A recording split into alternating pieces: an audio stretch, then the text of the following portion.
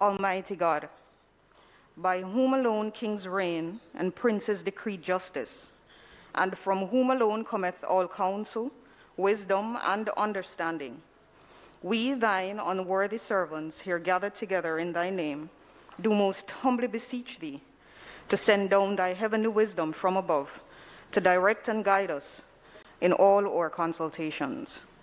And grant that, we having thy fear always before our eyes, and laying aside all private interests, prejudices, and partial affections, the result of all our counsels may be to the glory of thy blessed name, the maintenance of true religion and justice, the safety, honor, and happiness of the Queen, the public weal, peace, and tranquility of the island, and the uniting and knitting together of the hearts of all persons and estates within the same, in true Christian love and charity, one towards another, through Jesus Christ our Lord.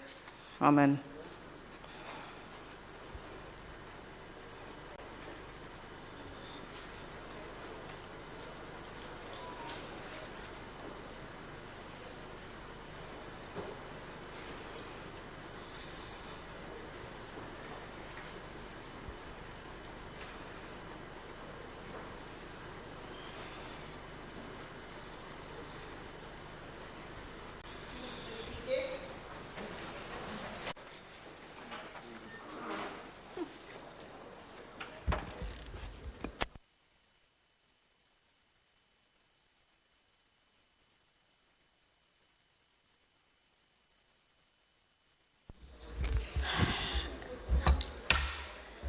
This Honorable House now resumes its sitting.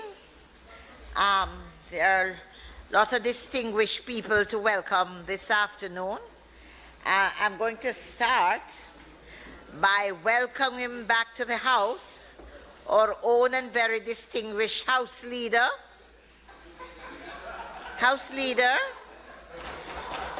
I'm starting by welcoming back to the House this evening our distinguished House Leader, who has received several honors while on government business away doing the business of the nation.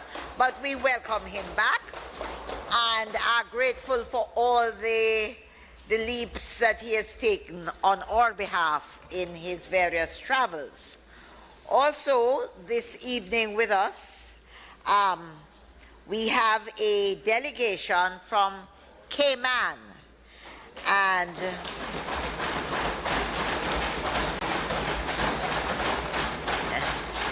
the delegation is led by the Honorable J. Banks, who is Minister of Planning, Agriculture, Housing, and Infrastructure, and with him is House Speaker Makiva Bush.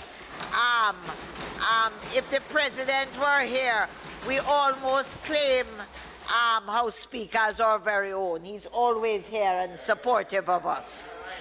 With him is Dwayne Seymour, Permanent Secretary, Lydia Nicholson Macassar, who is the Deputy Chief Officer in Agriculture. We welcome you especially as a female.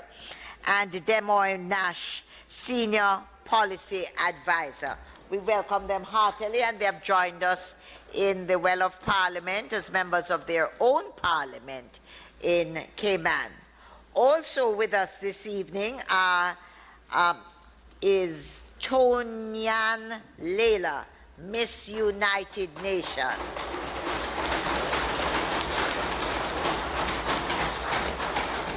We welcome you this afternoon, and we welcome all our visitors, both those who are here and those joining us on the stations and by video links this afternoon. We trust we have the sectoral debate, and we trust that you will all find the sitting of the House an informative one. Call of the roll.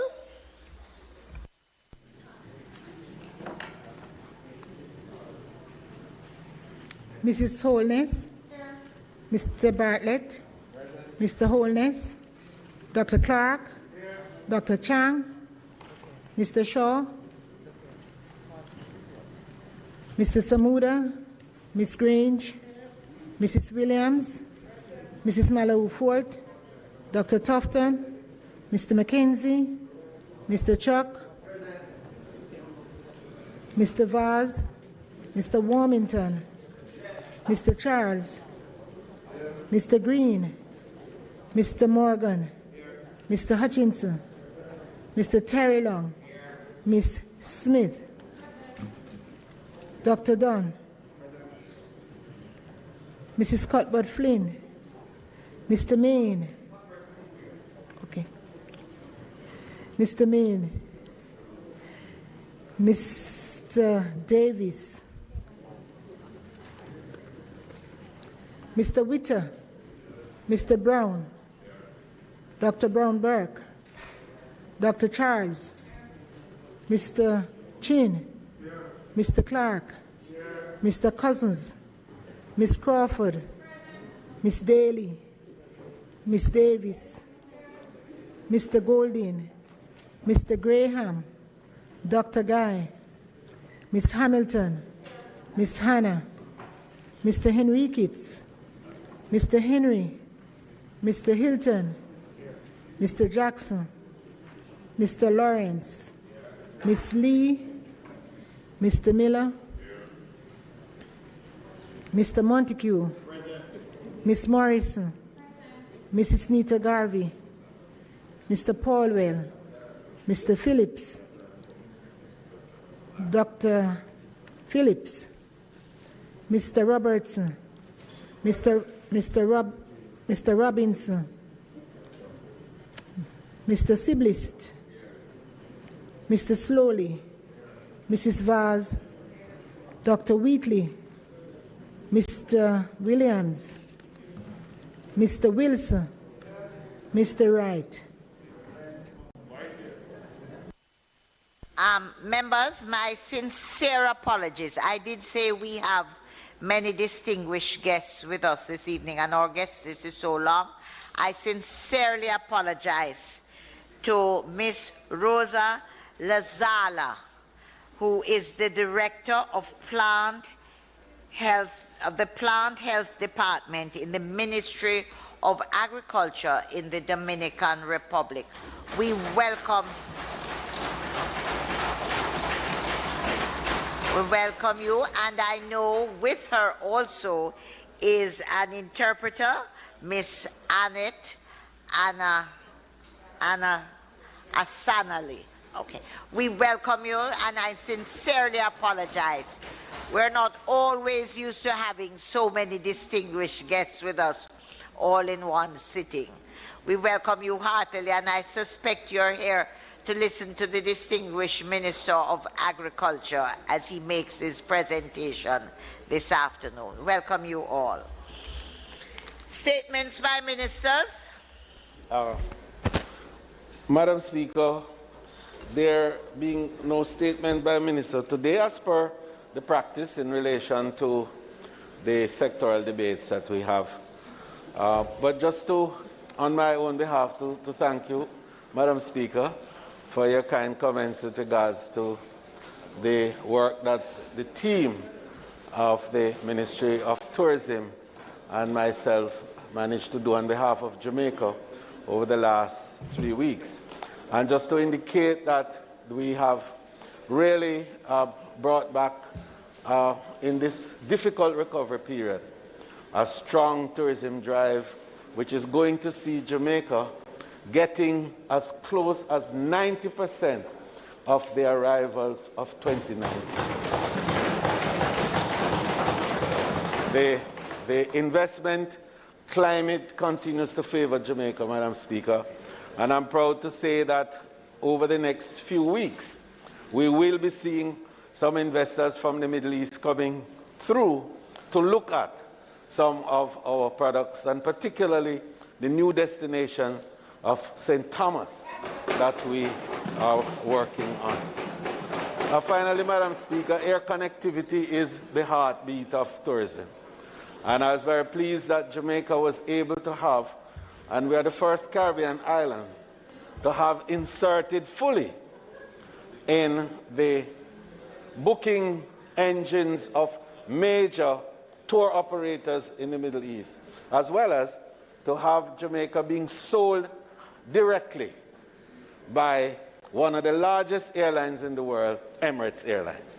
And we're very proud of that achievement, and we look forward to being able to build on that and in time to have direct flights from Jamaica to the Middle East and vice versa. But more so, to have Jamaica be established as a hub from which air traffic will now move into the Caribbean and then transported from here to other parts of the region. So, Madam Speaker, I just want on behalf of the team to thank you for your kind remarks and to indicate that Jamaica's tourism is in good hands. And welcome home, Minister. Announcements. Laid on the table of the House today are the following. Ministry Paper number 35 of 2022 entitled Annual Performance Report 2021-2022 for the Ministry of Agriculture and Fisheries, and the Auditor General's Department audited financial statements for the Parochial Revenue Fund for the year 2004 to 2005 and 2019 to 2020. Bills brought from the Senate, petitions, papers, reports from committees, notices of motions given orally. Minister Clark. Madam Speaker, I beg you to give notice that at the next meeting of the House, I'll move to introduce and have read a first time a bill shortly entitled the Bank of Jamaica Amendment Act 2022. Questions and answers to questions. Motions that may be made at the commencement of public business requiring notice. Motions relating to sittings of the House. Motions for leave to introduce bills. Presentation of bills without leave of the House first obtained. Public business. Madam Speaker, I beg for a recommittal to allow the Minister of Finance to take the question of motions, motions that may be, motions to be given orally. He did. Oh, thank you, Madam Speaker. I, for a minute there, missed that while we were trying to deal with the issue of question and answer to questions, which the member not being here, and I wanted to make that point very clear, that when ministers are ready to answer questions, exactly, but only that to make the point that Prime Minister, from time to time, opposition members make the claim that questions are not being answered. I just want to make the point that when questions are ready to be answered, the particular member who asked should be in the House. So, Madam Speaker, on the matter of public business, I beg to move for the continuation of the debate on the appropriations as it relates to the sectoral element of it. And speakers today will be the Minister of State in the Ministry of Industry and Commerce and the Minister of Agriculture. Well, I see the Minister of Agriculture has come in now. So we will have him speak first, as is the order on the paper. We should have had a third speaker, but I'm advised that the member is here in good spirit, but is otherwise not able to present today. So, Madam Speaker, I beg to move now that the Minister of Agriculture, the Honourable Pernell Charles Jr., be asked to make his presentation. Members. Madam Speaker, the message that was sent to the leader of the House yesterday that the member from Southwest St. Andrew couldn't speak today because she had COVID. What? Yet she was out demonstrating yesterday and she's sitting in the House. Does she want us to catch a COVID or something? I strongly suspect that the responsibility of the level of the member would not allow her to do that. Madam Speaker, because the member has had the effrontery to make the statement that he has, I am not going to sit and not respond. So I crave your indulgence for my response.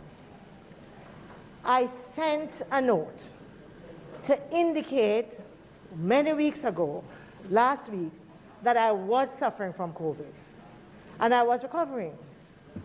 I made a request not to speak today because I had been ill, I needed some additional time. I thought it was granted in good faith. And although I am here, I'm not prepared to speak. And as I had asked for permission, I find it disgusting, to say the very least, that a member could stand and behave in this manner. But then again, I expect nothing better.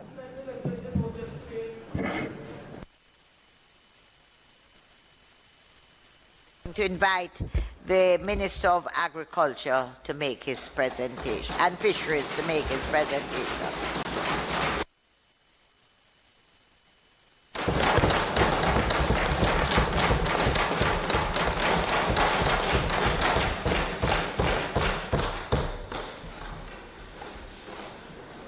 Madam Speaker, COVID or no COVID, we are all here.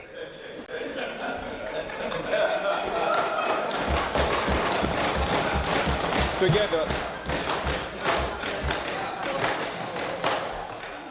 But let me first, I crave your indulgence, Madam Speaker. Let me first ask for your permission to rise from a seat that is not normally my own. Thank you. Thank you. Madam Speaker, my job is simple today. I'm here to do three things. To highlight the gains made over the last year, to acknowledge the challenges ahead of us and our plans as a country to address them, and to lay out a vision for a new national campaign engaging every Jamaican in the movement, Madam Speaker, to transform agriculture and fisheries going forward. In our 60th year of independence, I am, Madam Speaker, aware of the enormous task given to me to drive agriculture and fisheries through these trying times. If anything, the past 2 years have shown us that with God in the midst, we can and will overcome any obstacles that come our way. Madam Speaker, we are confronting one of the greatest challenges in this century since the Great Depression and one of the worst pandemics to be recorded in history. Jamaican farmers and fishers stood firm against all odds as the Ministry of Agriculture and Fisheries worked assiduously to ensure the sector boosted food production, to advance food security, and to prepare our country for any potential fallout. I want, Madam Speaker, to firstly acknowledge the Almighty for the strength, blessings, wisdom, and guidance that He has given to me to successfully navigate this journey. I'm also grateful to our Prime Minister, the Most Honourable Andrew Holness, for his leadership. And not just leadership, Madam Speaker, but leadership in the most perilous times. He continues to steer us through these times, and I want to say, Prime Minister, thank you for the confidence and trust placed in me to work with you to lead this integral portfolio. Madam Speaker, I owe a debt of gratitude to my wife, children, parents who I know are watching, siblings who are always by my side, extended family, friends, for their steadfast support and understanding as I seek to balance the several important and challenging areas in my life. Up at 4 a.m. this morning, taking care of my daughter, and at 6 a.m., trying to take care of my duties as a minister.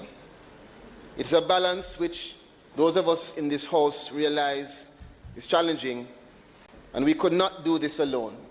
So to you, I say thank you for the sacrifices you've made for me.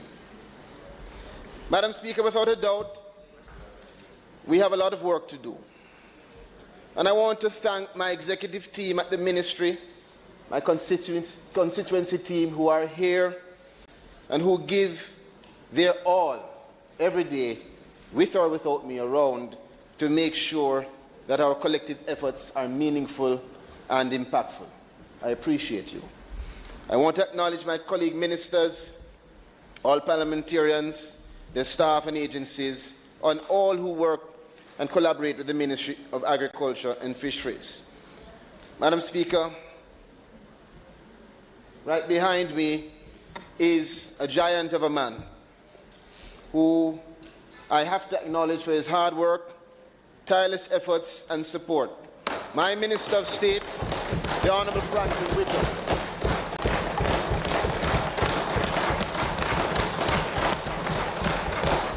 Madam Speaker, I could not have asked for a better companion, colleague, and I must say champion.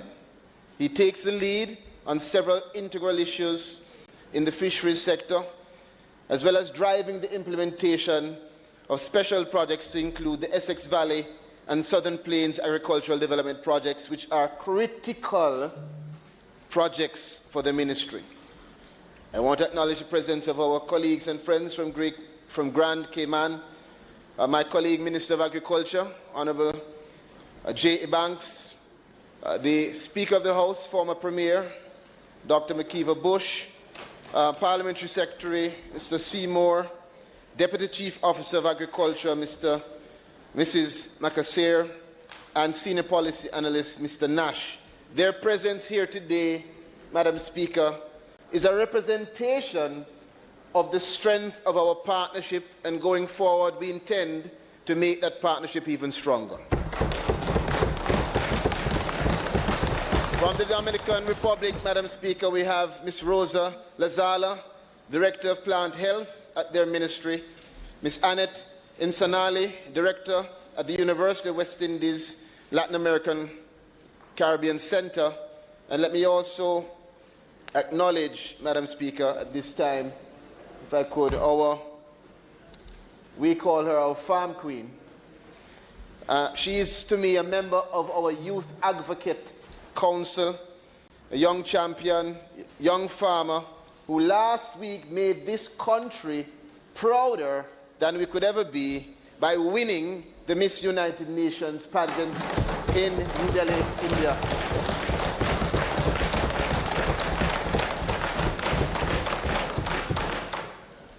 Madam Speaker, so many to thank, and so many interventions that could have derailed our presence here today, if not for the hard work of my permanent secretary, Mr. Dermot Spence, and the dedicated team at the ministry, as well as the leadership and staff of all divisions and agencies of the ministry. I want to thank them for their dedication and commitment, as we thank the hard-working farmers, fishers, stakeholders, investors, and every single person who is committed to Jamaica's food security agenda.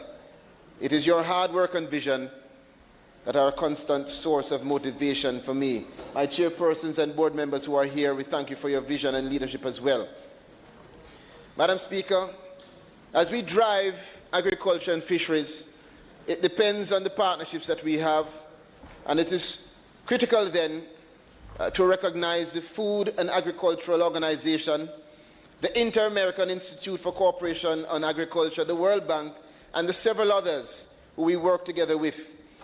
And I want to also, Madam Speaker, just before I dive into the substance, just to recognize that my constituency, Southeast Clarendon, happens to be one of the spaces in our country with the most available idle arable land. Well, Madam Speaker, I want to indicate that it has been an honor to represent the people of South East Clarendon. And in a short time, over the year, we have been able to assist 300 students or more with tuition fees, grants and book vouchers, more than 700 receiving tablets or vouchers. And Madam Speaker, I'm proud to say that we have a long way to go, but we have more than 200 that have received housing support, 118 listed to receive assistance in short order, and we continue the infrastructure development in South East Clarendon, having completed our water system in Salt River, and now seeing an influx of investors asking to come to that area to put up entertainment parks and business so that the people can have employment and prosperity. Madam Speaker, we have a massive youth development program with training, scholarships, workshops, and other activities to engage our youngsters. And this Labour Day, we will host the largest community fair ever seen in these parts at the Rocky Point Community Centre, with a raft of social services being offered. And I've already identified areas to introduce a range of dynamic activities. Madam Speaker, we can't say everything, but I'll just highlight that in recent times we've been able to do across the constituency 8 roads. We've been able to install street lights in Hayes. We've been able to distribute more than 5,000 care packages along with masks and sanitizers. And Madam Speaker, we have restarted our small business and sports programs that will see our largest community engagement, as I said, on Labour Day. All of this to thank the constituents who placed their trust and confidence in me twice over, Madam Speaker, in only 6 months. And I still think that that's a record. Madam Speaker, as we advance through this crucial point in our history, there are 2 modes of operating: fight or flight. And we here in Jamaica are choosing to fight as we push agriculture and fisheries with a multifaceted program and food security strategy to fuel production and growth and establish Jamaica as the food mecca of the Caribbean, with the right structure and the right strategy. It is a goal of the Ministry of Agriculture and Fisheries to continue to optimize the use of all of our resources and partnerships, and to pursue a mandate to increase the sector's contribution to national growth and development. Madam Speaker, we will turn challenges into opportunities, and we will ensure an adequate supply of food, stable prices, and access to healthy, nutritious alternatives as much as we can for every Jamaican. Firstly, Madam Speaker, let me address the main concern at this time: the issue of Jamaica's food security. I want to state that we have developed a strategic plan to safeguard against disruptions of inputs and potential fallout in the sector. The Ministry, through our divisions and agencies, is rapidly expanding the production of our starches, high-fiber foods, roots and tubers such as yam, sweet potato, cassava, banana, breadfruit and plantains, which are to be grown and processed to be used as viable alternatives to anything that we can import to consume. Madam Speaker, regarding identifying alternate sources of protein, we have increased our production of fish, small ruminants, pork, even for myself, a Seventh-day Adventist, poultry, and even rabbit, Madam Speaker, in anticipation of any fallout that may occur due to vagrant factors. Additionally, we are calling for continued investment in the agriculture and fisheries sector, encouraging investors, because this is where we will see the greatest multiplier that you can imagine. The message, Madam Speaker, is production over importation.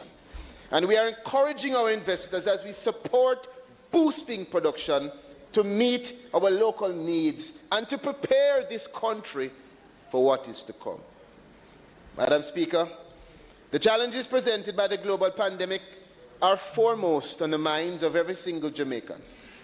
We are seeing and we are feeling the effects of the ongoing pandemic, coupled with the political unrest between Russia and Ukraine, impacting the sector negatively on critical commodities such as wheat, flour, as well as shifting prices in the wrong way for commodities like meat and fish, caused by rising input prices, including fertilizers and feed, as well as high energy costs. All of these things, if not most, out of our immediate control.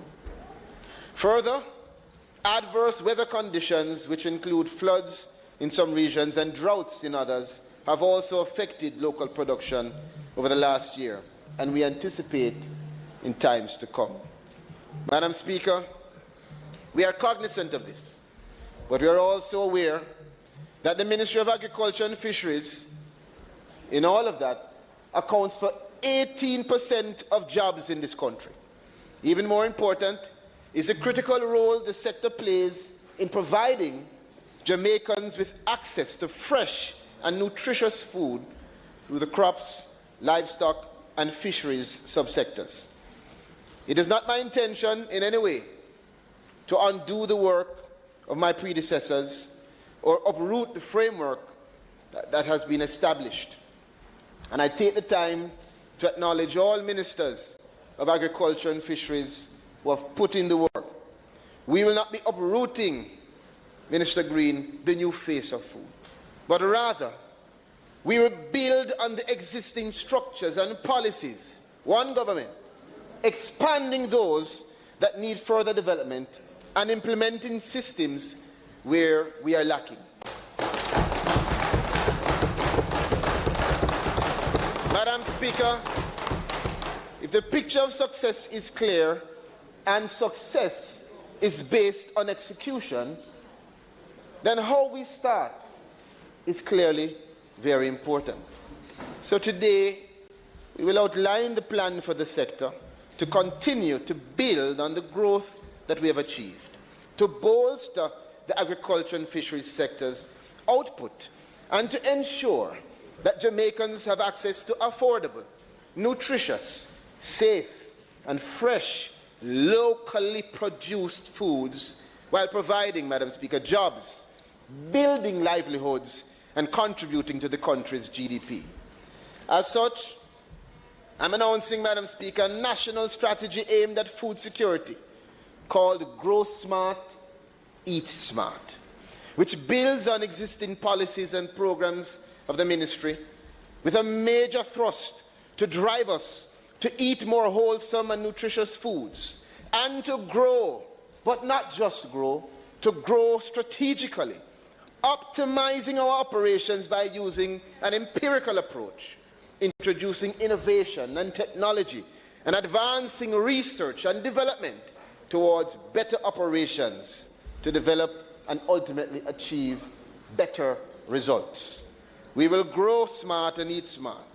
Madam Speaker, we can utilize every inch of our landscape in this country, not just to plant, but to be planting with a purpose, and to ensure that we unlock our full potential through improved efficiency and reduced waste.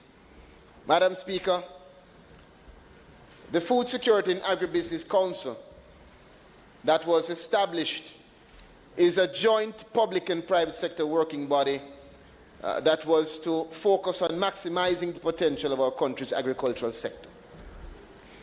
We are going to drive that council forward and ensure that that council is effective in monitoring, assessing, and addressing the issues that arise from the sector in a comprehensive way, all with a view to protecting the interests of the Jamaican people. Presently, Jamaica needs a critical mass of medium and larger scale, profitable, agriculture-based enterprises. And we need that if we're going to form the foundation of a diverse new rural economy and if we're going to supply healthy food to the country. Madam Speaker, this is critical for us to have the agro-processing businesses being advanced and for us to supplement the agricultural contributions of the small subsistence farmers. Madam Speaker, that council is going to be critical. And in my meeting with the PSOJ, who co-chair the council, we are committed to ensuring that we drive agriculture to have a major positive impact on our economy.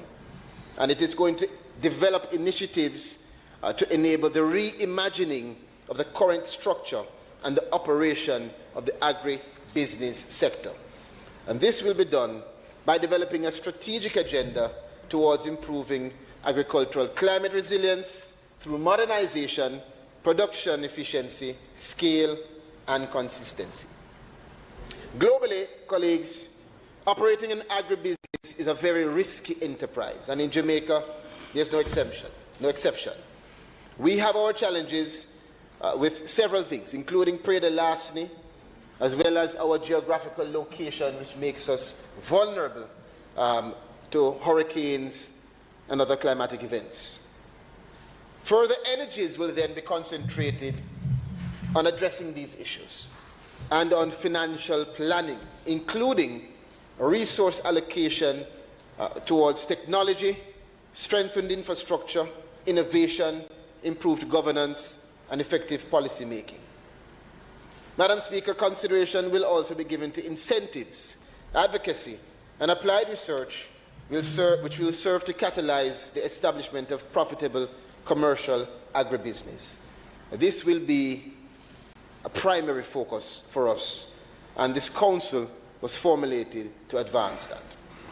Let me reiterate, Madam Speaker, that we will be deploying all resources at our disposal and mobilizing the dormant resource of the council to contribute to bolstering the sector.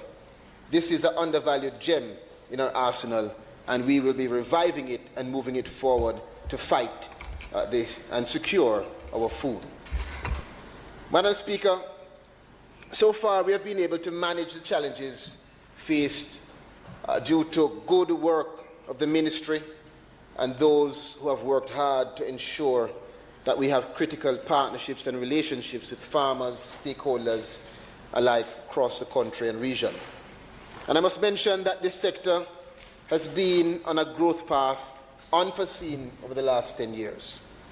And this gives me hope, Madam Speaker, that we can provide Jamaicans with what they need. And Madam Speaker, the National Food Security Strategy then of Grow Smart and Eat Smart will be focused on the following areas of priority: crop production, climate smart practices and technologies, access to finance, which is critical because, as I said before, it is easy for you to get a loan for a Benz rather than a tractor. That must change. We will focus on developing protection and advancing and expanding the insurance for our farmers with a focus on crop insurance and preda larceny. Development also, Madam Speaker, of a national farming trust and expanding the fisher folk and farmers insurance.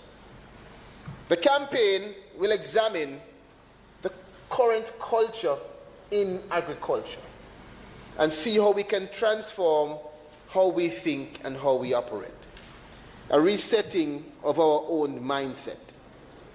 Madam Speaker, it means then that we will be providing more leases for idle agricultural lands. We'll be advancing more linkages and partnerships. And you will be aware, Madam Speaker, that recently we handed over leases to youngsters and also handed over leases for critical areas in our Mango Agro Park to investors, all with a minimum of $20 million. Madam Speaker, we will be focusing in this campaign on driving financing, technical training, and support for farmers. We're focusing also on the interlinkages between ministries, departments, and agencies. We will be focusing on driving the linkage with health, updating the current food and nutrition security policy to boost consumption of nutritious, local foods. We will bind together with education, revamping the school gardens initiatives and providing inputs to our school feeding programs while launching also, Madam Speaker, the hydroponics pilot in high schools, which our Minister J.C. Hutchinson has been doing for some time. We'll be working with national security, launching, as we have recently, a working group to focus all of our attention on tackling prey larceny. Madam Speaker, this has been a focus of mine and will continue to be, because all of the gains that we can make and all the gains that we have made are at peril or in peril if we do not cauterize the scourge of prey larceny. Madam Speaker, we're going to focus on market-driven opportunities for farmers and fisher folks. And we will also be giving support to access for agricultural inputs, particularly at a time when that's most needed now as prices are erratic and increasing. Madam Speaker, some of the major initiatives which in detail will be handed to you in our digital sectoral book. But some of the major initiatives that I will highlight for the year coming will be the full enforcement of the animals, diseases and importation regulations, which will see us requiring all cattle to be identified with their ear tags and corresponding passports. So we therefore urge all the cattle farmers to have your cattle tagged. That program will be enforced as we go forward. The campaign, Madam Speaker, will be launched jointly with the Ministry of Health. The Grow Smart, Eat Smart campaign will be launched jointly with the Ministry of Health and Wellness around the issues relating to nutrition. And the campaign will target expanded production and consumption of our locally grown crops and value-added production. Our aim then is not only to grow targeted crops that bring the best yields and results for farmers, but we'll target also the lowering of the island's import bill, while we also support farmers and chart a continued growth path. Madam Speaker, we will be boosting agriculture in the primary and secondary schools with the programs at a cost of some $15 million through the supply of vegetable gardening packages, and we will be advancing and expanding on the agro-parks across Jamaica, producing more mango, more ackee, more breadfruit and avocados, as well as other crops for export. When you drive, Madam Speaker, from Mineral Heights down to Hayes, going on to Rocky Point, the vision is for you to not look to the left and the right and see bush. We want you to see orchard crops. We want you to see avocado, breadfruit, ackee. We want you to see peppers. We want you to see production. The vision for our country is for us to utilize what God has given us in the way that He wants us to do. Madam Speaker, for us to do that, we will be instructive in the use of technology. And it is important to note that the Ministry of Agriculture and Fisheries will launch a rather mobile application, an automated biometric identification system to bridge the gap between farmers and technical support, generating digital information from farmers to shape support and programs to access farm records and rather guides for new and young farmers. Madam Speaker, we will use data. We will utilize data and information to define the projects and policies as we go forward. And I'll tell you, Madam Speaker, some of the information that we see will also assist us in knowing how best to communicate with the farmers and fishers. Because that database and information will tell us about literacy. It will tell us about your background. And so when we are talking about getting booklets to hand out, we have to find the most effective way to communicate with our people. So we'll be utilizing booklets, utilizing digital, utilizing audiovisual, and every way to make sure that we pass information to those that are ensuring food is on our table. Madam Speaker, research and development, critical. And let me say that the Bodles Phase 1 has been completed or is in completion with a budget of $105 million, including the construction of a small ruminant building to house 150 animals, the renovation of our milk testing laboratory, the procurement and installation of herd management systems for livestock, and all of those will be important as we move forward. Phase 2 of the rehabilitation and development of the research stations will be undertaken at an estimated $5.4 billion to see the rehabilitation of selected facilities across all 5 of our research stations. And Madam Speaker, let us understand rather the importance of research and development as we go forward. Research is going to allow for us to define the genetic improvements, to define the innovation, to define the soil fertility, the seeds, so that when we put soil in seed, we're not just scattering, but we're being precise in knowing what kind of seed must go in what kind of soil for us to have the maximum yield. Madam Speaker, we want the best for our country. And as I say, if we want different results, we've got to think differently. Madam Speaker, we will also see to the establishing of the research and development stations for aquaculture. And we must never forget aquaculture and fisheries, because that area, Madam Speaker, is where we perhaps have the greatest room for us to improve.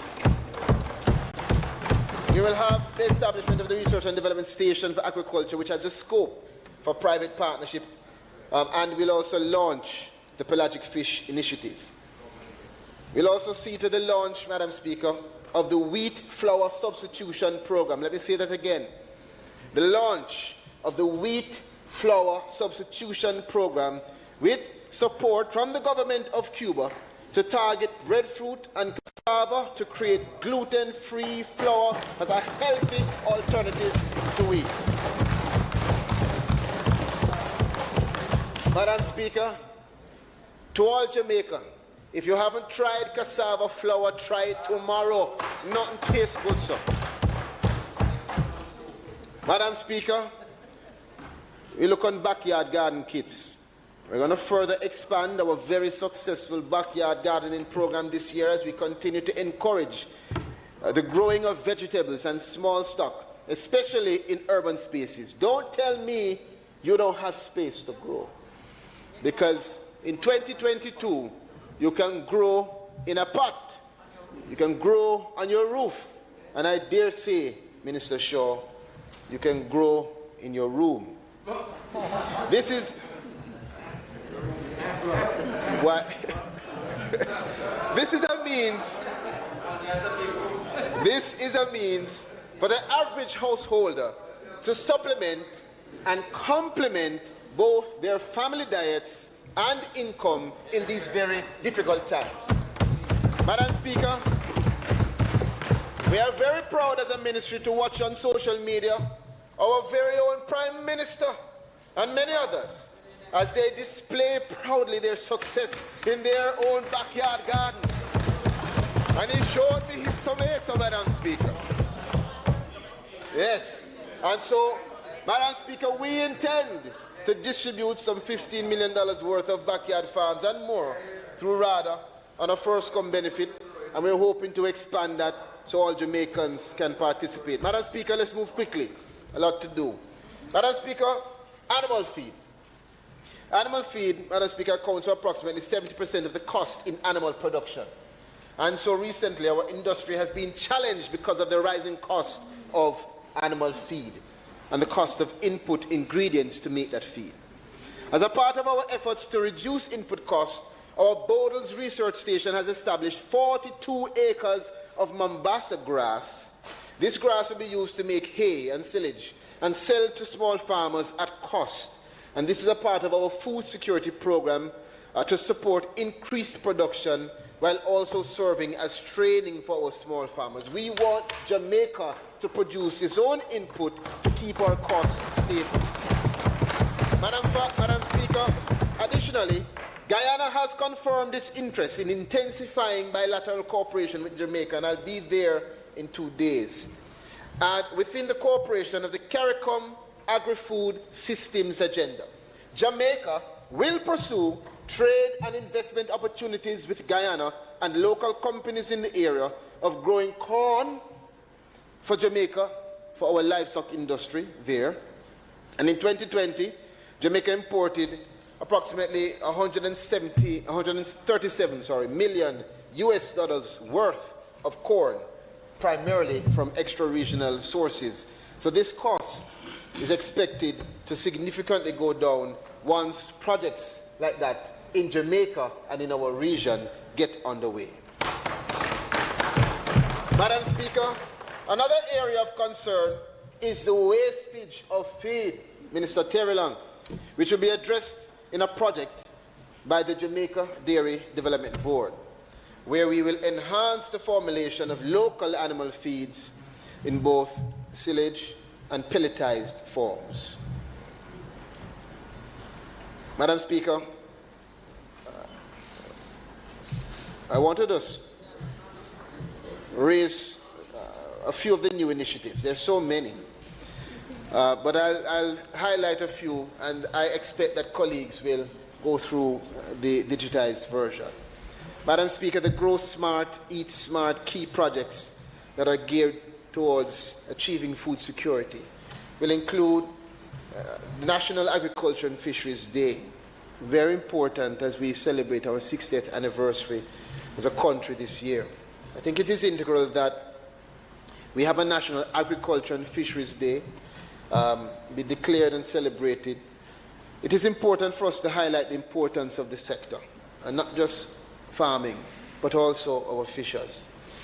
Given the fact that despite the many challenges, Madam Speaker, this sector had a close to 8% growth over the last year. And the sector in the last year recorded its highest levels of production for domestic crop yield, surpassing 770,000 tons for the first time in Jamaica's history. Madam Speaker, for the similar period, the fisheries sector achieved a 20% increase in fisheries production, with marine capture fisheries increasing. And we should also applaud them. Madam Speaker, it is our intention to make sure that we monitor as best as possible the global shifts so that we can drive and ensure that we increase our production in the next year. Madam Speaker, I just want to mention a very important initiative called Planting with a Purpose. It will fall under the Grow Smart, Eat Smart theme. And what is that going to be? We're calling on all Jamaicans, Madam Speaker, particularly as we head towards Labor Day. We want to launch on that day the Planting with a Purpose drive.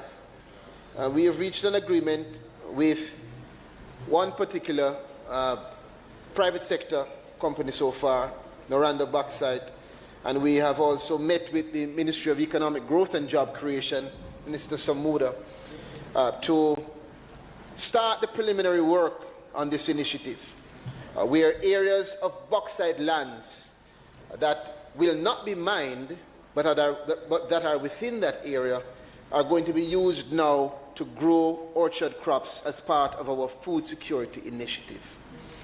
Madam Speaker, these acreages, when planted, will at the same time contribute to the 3 million trees planting program.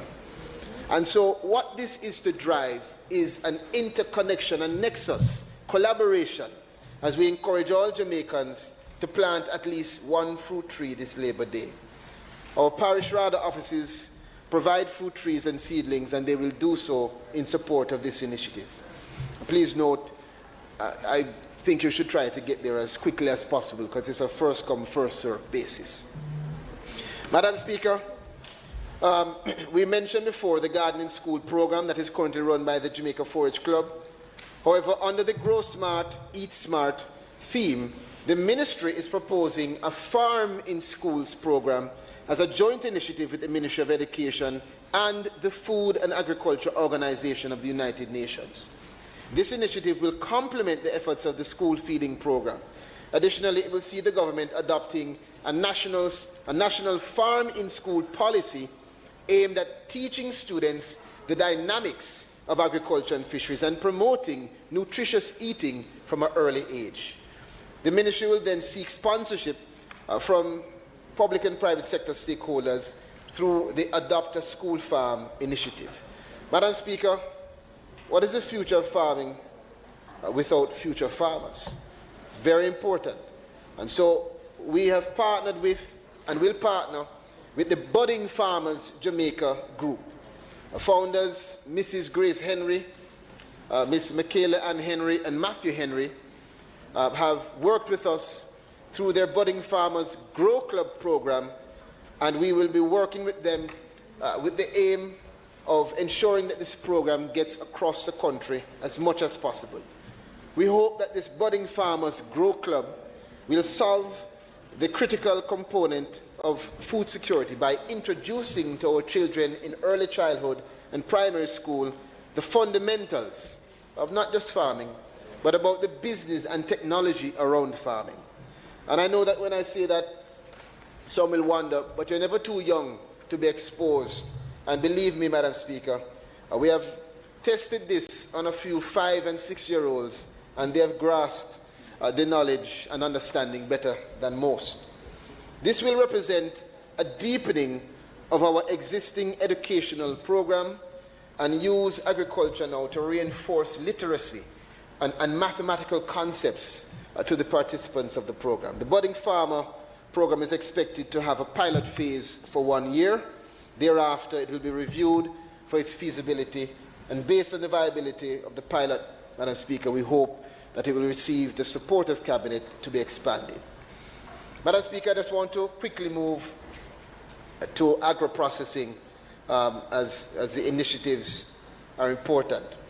The Agro-Parks program for the Ministry is intended to facilitate expansion of the productive capacity of the sector by building out infrastructure. And now, Madam Speaker, we have the production of selected crops and livestock directed towards import substitution and replacement. Madam Speaker, our starches and high-fiber foods, like the yam, sweet potato, and cassava, as I use, will be the focus as we not only plant and cultivate, but we will be inviting and encouraging our processors to find many unique and dynamic ways to innovate. Madam Speaker, we have a strong brand. Jamaica's name resonates across the world. If we can connect our production to our processing and our processing to our brand, limitless potential. Madam Speaker, I just want to speak quickly about fertilizer. Addressing the increased cost of fertilizers and availability issues due to the global supply shortage, based on everything we see taking place now, will be a critical part of our strategy as we go forward. Madam Speaker, we have started implementing a multifaceted approach, which includes, 1, sourcing fertilizer from other sources aside from Russia. Recently, Madam Speaker, you know that we received fertilizers which are being distributed now, and this was the 3rd donation. I see your eyes, Madam Speaker, and I have assured you that your constituency, which is filled with farmers and others, can be assured of the commitment for distribution across the country between this week, next week, and the week to come, including MP Morrison and MP Cuthbert Flynn and MP Green and Minister Green. I could feel all the eyes on me at that moment. The Most Honourable Juliet Holness as well. Madam Speaker, Also for Southeast St. Anne. Yes, yes. And we are sending extra fertilizer for your potato farmers. We're putting mechanisms in place, Madam Speaker, for increased commercial production of, hear me now, organic fertilizer from composting from household materials. Madam Speaker, this is an existing project that we will be ramping up on a national scale. Madam Speaker, if it is that fertilizer costs too much, then Jamaica must pivot, and we must utilize the mechanisms that will allow us to use what we have. Madam Speaker, we are working with the main fertilizer manufacturer also to guide research for the development of new blends that will see a more efficient use of fertilizers and therefore cut the cost to farmers. Right now our farmers, Madam Speaker, sadly are utilizing sometimes the wrong fertilizer and sometimes too much fertilizer. It is causing burning of our soil and it is constricting our productivity. Madam Speaker, in this national Grow Smart, Eat Smart campaign, we'll be going across the country to help our farmers through RADA and through AIC to understand the better operations so they can know how to use a fertilizer. Madam Speaker, it is our goal to reduce the dependency on the synthetic fertilizer. It's very important for us to use it, but we want to use it well and use it efficiently. Madam Speaker, we'll be using local materials because it has been proven to promote higher yields of agricultural crops and also healthier soil structure. Madam Speaker, the FAO has assisted with the sector greatly with technical training, funding for programs and initiatives, and I know that the partnership will continue to provide support on key focus areas for the upcoming year in line with their organization's thrust towards food security for the region. And let's just discuss a few areas of focus of projects this year. We're going to focus, Madam Speaker, on the value chain development for strengthening food systems. And I tell you, Madam Speaker, it's important as we talk about boosting production. If we intend to truly boost not just production, but the positive results. Madam Speaker, the member's time is expired. I beg to move that his time be extended by 15 minutes. And first to allow him to complete his presentation. May it please you, Madam Speaker. Just before I seek your permission to extend the minister's time, I apologized at the beginning of this sitting to the team from the Dominican Republic in welcoming them to the Houses of Parliament. I now apologize to my own sister, Val Riviera, who is the CEO of JBDC, and the members from the Ministry of Industry, Investment and Commerce, who are also here this evening to support their minister in his presentation. And there are other faces that I see in the gallery that I know I have not mentioned in support of the Ministry of Agriculture, and they are well known to me, and I welcome all our visitors in the gallery this afternoon. Minister, your time for completing your presentation has been approved by the members of the House. Those in favor? Aye. Those against? The ayes have it. Thank you, Madam Speaker. Madam Speaker, as I said, and let me try my best to summarize, as there's a lot to go through. Madam Speaker, the vision for us, we put it this way. We have to start thinking differently. We have to start thinking about our soil fertility. We have to start thinking not just about irrigating, but even the pH balance of the water that we use to irrigate. We have to start thinking about all variables that are going to impact the yield and the results and the output. And when we produce more, which we are producing more, we have to think about what then to do so that we don't waste what we produce. Right now, Madam Speaker, we do not have the infrastructure in place to be able to store and preserve what we aren't eating and processing. And so a big part of our focus will be on extending the value chain and introducing cold chain storage and working with partners to make sure that we can bring to Jamaica the infrastructure to extend the value chain of our products.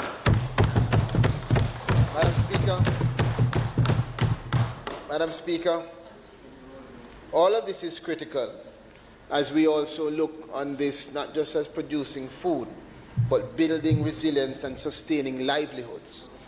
Because as we produce, we also produce jobs. And jobs are important for families, important to the parents so that they can get an income to send their children to school. Madam Speaker, I'm pleased to announce that through the hard work of the Ministry in partnership with the FAO, we will be undertaking the following projects in the year to come. Improving phytosanitary food safety and market access opportunities along the hot pepper value chain with the funding of 152 million Jamaican. The improvement of rural livelihoods through resilient agri-food systems, another 152 million or 1 million US. The Rocky Point Fishing Beach Improvement Project to include landing equipment, a fish cleaning facility, storage facilities, mangrove protection, as well as trading for users. And this project is valued at 45 million Jamaican and was approved way before I became minister. Just be careful.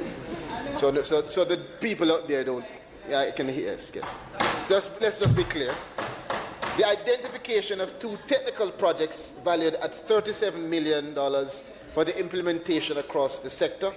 And Madam Speaker, another of our strategic food security actions is partnering with the FAO to implement the Food Loss and Waste Reduction Program. Let me say that again. Food Loss and Waste Reduction Program, which focuses on strengthening the value chain operation. That will speak to a strategy for reducing food loss along the value chain, for supporting our farmers to reduce post-harvest loss, and extending produce shelf life to ensure enhanced farm and household cash inflows. Madam Speaker, when Usain Bolt wants to run faster, in his training, he doesn't just learn to be stronger. He learns to be more disciplined and strategic, because it's not all about going forward, it's about what's holding you back. And in this country, one of the greatest things holding us back in agriculture is our waste. And so, Madam Speaker, these projects are going to focus on ensuring that even if we don't produce not even one more crop than produced last year, we will have double the amount in results if we can use what we are now wasting.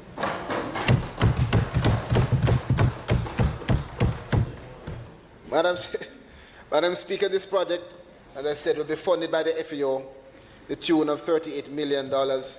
And Jamaica is also pleased to include in a project under the South-South Cooperation Program, which is a partnership with FAO China and the Community of Latin American and Caribbean States, valued at $2 million US and aimed at strengthening post-COVID-19 recovery policies and programs, promoting digitization and e-commerce strategies among farmers and small and medium enterprises, and providing inputs into pilot situations for digitization of rural areas and for us to have the participation of all of those spaces. Madam Speaker, I am very proud of the work of the farmers last year. Madam Speaker, production over domestic crops increased significantly from 697,679 tons in 2020 to 770,456,000 tons in 2021. That's reflecting a growth, Madam Speaker, of 10.4% in that period during a pandemic. That means that while we were on lockdown, our farmers were out at 4 a.m., 5 a.m., 6 a.m., 7 a.m., 8 a.m., working the soil, toiling, so that we could produce. Madam Speaker, I want to commend all our farmers, the Jamaica Agricultural Society, Ms. Lee, and our Rural Women's Association, and all who have ensured that they provide record levels of production in our country. Madam Speaker, we are calling on every single woman, man, boy, and girl in Jamaica to come on board. This is about all hands on deck as we steer towards Jamaica not only producing more, but doing more with what we produce.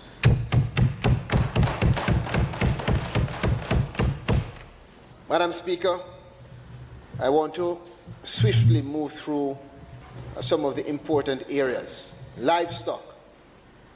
Madam Speaker, the livestock sector has been one of the hardest hit over the last year with concerns of shortage and increased prices.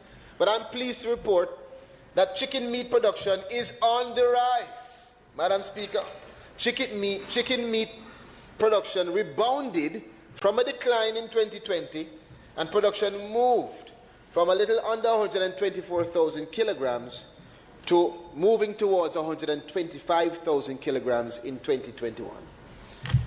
Madam Speaker, I was able to work with our large companies, JBCB, and to work with the contract and small farmers, and we can see the positive results in that regard. Egg production also has been on an upward trajectory, which is good news, as eggs are, Madam Speaker, an alternative and affordable source of protein, and we are going to be focused on driving increased production, particularly at a time when we are concerned as a country on what we can get imported. So if it is that we hear that countries are becoming protectionist and that they may not be willing to send certain foods or inputs to Jamaica, why not depend on what we have? Why not increase egg production? That's where we're going to be focusing, Madam Speaker. We'll be focusing on ensuring that we guarantee our country a consistent supply of meat, of eggs, of all of those alternatives to wheat. And Madam Speaker, in the end, that will inure to self-sufficiency for Jamaica. It's a win-win for all concerned, Madam Speaker, as we facilitate the consumer up the value chain with increasing employment and disposable income in a more nutritious product for a healthier lifestyle. Madam Speaker, we will move to treat with sugar and other traditional crops. I won't go into too much of it. I'll ask colleagues to read through the digitized version. And we will see, Madam Speaker, in my visit to Worthy Park last month, I was able to be observed and exposed, rather, to their expansion. And what we notice, Madam Speaker, is the critical component in what makes something fail or succeed, such as sugar, is management. Management. It's working in one place and not in the other. And that is what Grow Smart, Eat Smart wants to advance. The more precise form of management and operation around how we use what we have.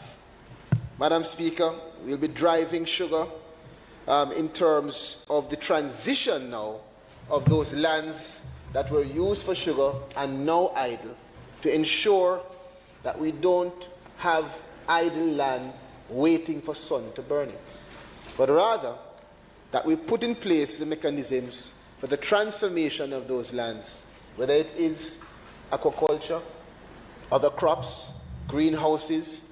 We are doing the analysis now, Madam Speaker, to make sure that every inch of this country will be contributing to productivity. Madam Speaker, Jamaica's coffee industry will also be a focus. We know that it has been a major contributor to the country's GDP and socio-economic activities because of the earning of foreign exchange. And despite the decline over time, we see great potential, and we'll be working with the Jamaica Agricultural Commodities Regulatory Authority, JACRA, and RADA, to take an approach that will aim at re-projecting coffee. Madam Speaker, as I breeze through, coffee, cocoa, and all of the traditional crops will be a focus for the Ministry of Agriculture and Fisheries. In addition, Madam Speaker, some of the priority initiatives will see us focusing not just on crops, but on human development and skills. Madam Speaker, we have significant need to build capacity and to build our skills training programs in this sector.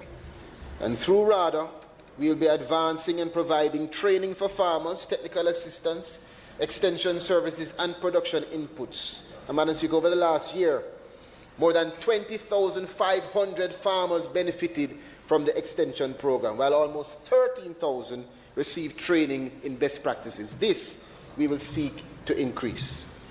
Madam Speaker, well, I could rightfully say, Madam Speaker, a farmer identification express service will be starting this month, where farmers will receive their new identification card within 5 days. Madam Speaker, there are too many complaints about just simply the RADA process. If I was to tell you, Madam Speaker, how many of my colleagues on that side and this side have said to me, Minister, the issue is RADA. The issue is restructuring RADA. The issue is getting RADA right. The issue is making RADA work for the people. Madam Speaker, I want to tell you, we have some very good workers at RADA. But there's also the need for us to restructure, assess, and identify who, what, where, and when it is being held back. And I want to commit to my colleagues, and I want to commit to this country, that we are going to do everything we can to make sure the restructuring of RADA is not just a phrase on paper, but that you feel and see the difference in how we apply and deliver our services.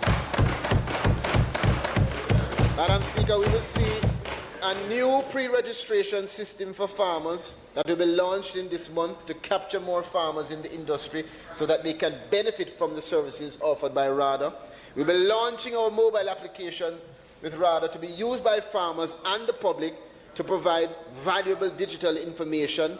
And, Madam Speaker, we'll be working to ensure that every RADA parish manager, extension officer, and staff member understands their role and their responsibility and sticks within their specific responsibilities. Madam Speaker, alongside those initiatives, we'll also continue to push the Agricultural Business Information System, ABIS, which is a web-based information system and national farmers registry, which will assist us with data on agricultural production and practices. And it's going to be used, Madam Speaker, to help us to really synchronize how we use data to drive our production. Madam Speaker, let me just briefly speak quickly on boosting production. Emphasis on briefly and quickly. I hear you and feel you. Madam Speaker, the Production Incentive Program has been instrumental. It's a major initiative of the ministry that is aimed at food security. And we're focused on now driving the climate-smart and resilient approaches to improve crop and livestock production. All colleagues would see that we have left a small token for you to have a taste of what farmers are producing for you. And I know that you will share with others. And Madam Speaker, it is important that we note that during the financial year, some $1.2 billion expended under this program. Approximately $598 million was spent impacting over 25,000 crop and livestock farmers. And these interventions generated over $3.5 billion in revenue and created employment of over 85,000 persons in rural Jamaica. In addition, Madam Speaker, over $40 million was spent on clearing and distribution of fertilizer, which we know is underway. Madam Speaker, we're going to focus on expanding our priority crops. We're going to focus our attention on land preparation. We're going to focus our attention on soil fertility. We're going to focus on driving the incentive support, Madam Speaker, so that land clearing and preparation will be supported so that small, medium, and large farmers will have the opportunity to advance their operations alike. Madam Speaker, I want to quickly just say that there is great linkages between agriculture and fisheries and climate resilience. And we will have to work with the Climate Change Department to see how we can identify climate financing funding that will help to provide our members of parliaments, our farmers, our support groups and agencies with the funding they need to really build resilience in this sector. Madam Speaker, I just want to highlight, for instance, the need for us to balance our economic output with the lives. Member from Southeast St. Anne mentioned in her delivery the proposal to perhaps eradicate the Irish potato farmers, or at least eliminate or minimize. I'm trying to be fair, to minimize, in order for us to focus on the high value added. And it is important, in retrospect, to realize that this agriculture and sector's fishery is not just about boosting production and planting, but that it impacts lives. In your constituency, member, in the last 10 weeks, you would have seen more than $61 million worth of all the Irish potato farmers. We did an analysis, and the Irish potato farmers in your constituency amassed in labor costs more than $61 million. $61 million up that will serve to send their children to school. $61 million and upwards in 10 weeks that is going to help them to be able to manage through these times. I get what you're saying in terms of value added, but value added has to be balanced. Imagine a Jamaica where we were to plant all of our lands with turmeric. We couldn't eat tomorrow. So we have to balance our focus on value added with a focus on our people. We have to ensure that productivity is balanced with people to drive prosperity. I want to invite you. I'm not trying to put anything in your mouth, member. I'm not trying to do so. I'm being gracious, and I would like to invite you, as well as, well, I'm assuming that Mr. Cousins is still the member for Shadow Speaker. Yes, because I imagined you charted a course on it. But I've invited my good friend Cousins, and I invite you as well for us to have a discussion on the details around Irish potato. And this is going to be able to show you another perspective. You may not agree, but it will show you another perspective on that balance that is required. Minister, there I'm closing is, right now, Madam please, Speaker. because we have another speaker Yes. as well. Madam Speaker, there's so much to say, but I would say to my colleagues, I'll ask my colleagues to just scan the QR code, and you can get a digitized version of our sectoral presentation. Madam Speaker, in that it speaks to the blue economy, it speaks to the other issues relating to our crops and productive operations, and ultimately, Madam Speaker, it speaks to our vision going forward. Colleagues, let me close by saying this. All jokes aside, we can't do this as government without working together.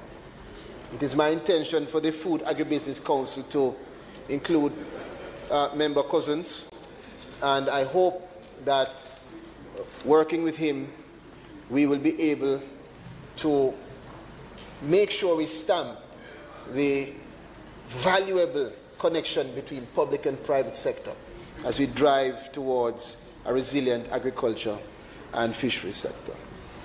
Madam Speaker, it was Thomas Jefferson who said, agriculture is our wisest pursuit because it will, in the end, contribute most to real wealth, good morals, and happiness. Madam Speaker, the message to our investors must be production over importation. The message to our resilient, hard-working farmers must be to not just grow, but to grow smart. The message to our consumers who depend on us to provide wholesome and nutritious food to their household is not just to eat, but to eat smart. And to all Jamaicans, Madam Speaker, we say, let us remain focused and committed to building on the foundation that we now have so that we can establish truly a strong, sustainable, and resilient agriculture and fisheries sector going forward. Madam Speaker, on both sides of the aisle,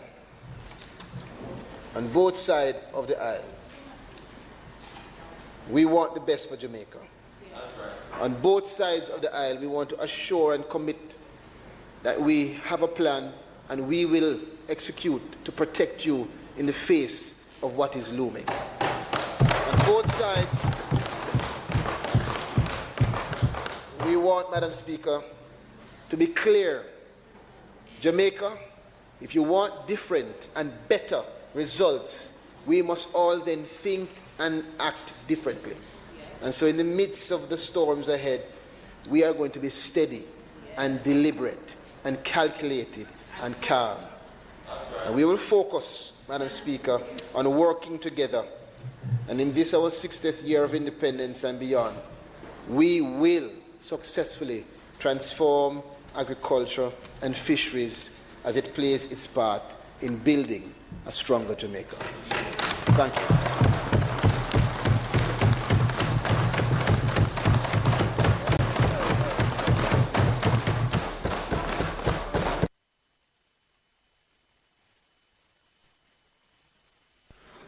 Madam Speaker, I think the Parliament will fully agree that that was a smart presentation.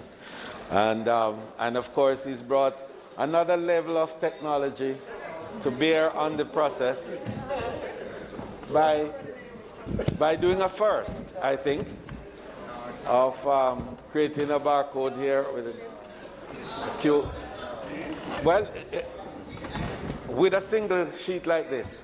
Okay, so he's following you. All right. I thought, well, Madam Speaker, what is sure is that the parliamentary, this parliamentary administration is really smart. Madam Speaker, it is my desire for you to invite the Member of Parliament for South East, St. Mary, and Minister of State for Industry and Commerce to make his speech.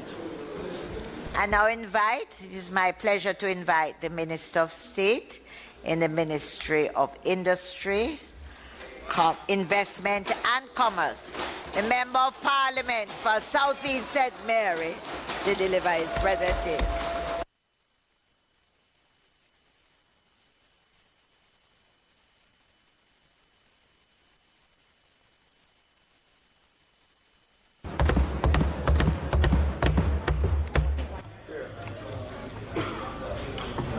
Madam Speaker, permit me to speak from a seat other than my own.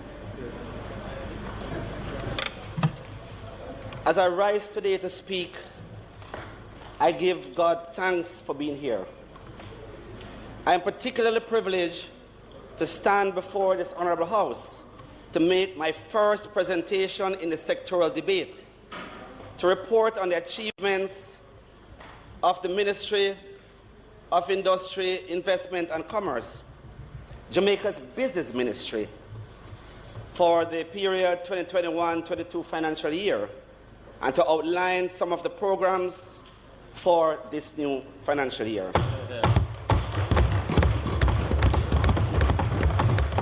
Madam Speaker, I am humbled and honoured to have the opportunity, and I must express my sincere appreciation to the Prime Minister, the Most Honourable Andrew Holness, for the confidence he has placed in me to appoint me to the esteemed office of the Minister of State in this ministry.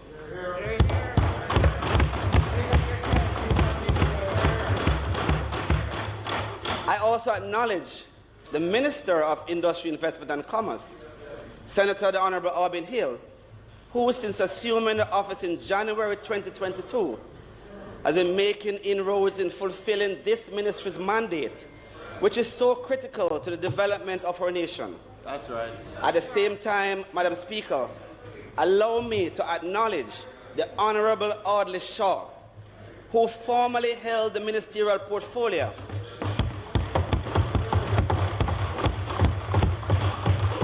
and under whose leadership and mentorship I was initially introduced to ministerial governance, and whose humility I continue to admire and emulate.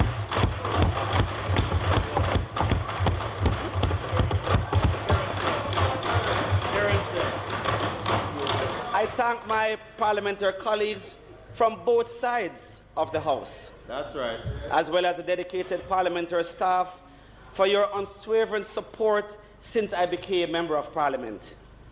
My sincere appreciation also goes to the hard-working team at the Ministry and its 21 portfolio entities, headed by Ms. Sansia Bennett-Templer, Permanent Secretary, Ms. Michelle Parkins, our Chief Technical Director, who together steers the work of the Ministry with very steady hands. As a team, we have managed, Madam Speaker, to achieve much during the year.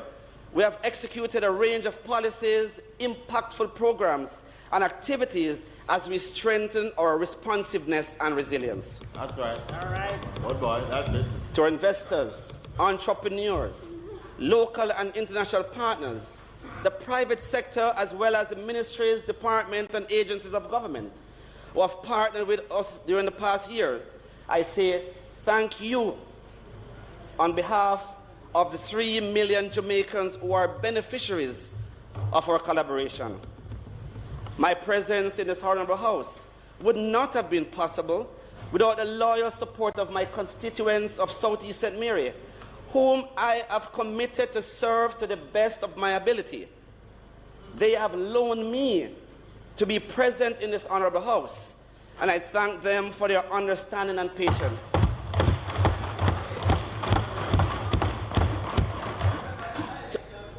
Oh, I know. Right. I know. To them, my councillors, Richard Creary of the Richmond Division, Lenford Danvers of the Castletown Division, Hugh Bryan of the Annotted Bay Division, and Councillor Caretaker Joseph Robinson of the Belfield Division, I express my sincere appreciation for your tireless support. My sincere thank you goes to Garwin Dixon, my close protection officer, and Maria Thomas, my special assistant, who have both endured tireless assignment way beyond the call of duty. Finally, Madam Speaker, I express my deep appreciation to my beloved mother, Miss Eulalie Walters, who celebrated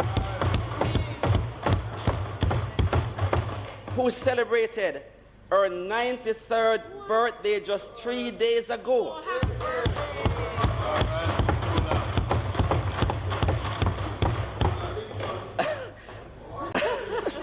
And to other family members who have all favored me with their unconditional love, care, and support on my journey. I also would like to recognize my long-standing friend, the founder and CEO of the Carimed Group of Companies, Mr. Glenn Christian, a stalwart and icon in Jamaica, and one of the most recognized business personality, whose friendship and counsel I value tremendously, and is here in the audience today.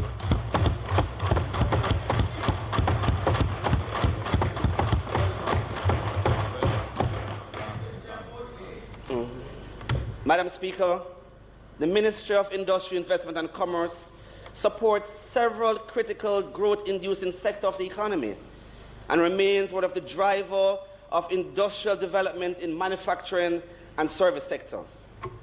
We also continuously take action to create an enabling business environment to ensure the local industries can embrace the opportunities to grow, flourish, expand exports, and strengthen both the value and supply chain within Jamaica.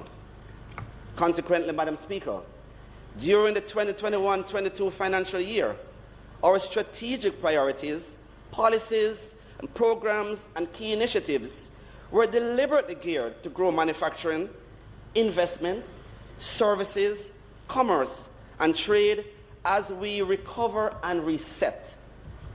Madam Speaker, there's no escaping the effect of the pandemic for the last 2 years. The world lost lives, livelihood, and the predictability of how we interact in our business, academic, and social spaces. There have been disruptions in the global market, rise in inflation, decreased foreign exchange earnings, as well as food and job insecurity. In the words of Professor Klaus Schwab, Executive Chairman of the World Economic Forum, and I quote, "The pandemic represents a rare but narrow window of opportunity to reflect and to reset our world. A new world could emerge, the contours of which it is incumbent on us to reimagine and redraw," end quote. So as the world began to recover and reset, Madam Speaker, the Ministry also reset its approach as we supported MSMEs, protected consumers, strengthened advocacy, improved standards, increased trade and investment promotion, stimulated industries, and enacted legislation. Madam Speaker, we renewed and with renewed energy focused to create and enhance the business environment for reliance and sustainability. And we can say that the world, and as the world emerges from the effects of the pandemic, we are ready for business.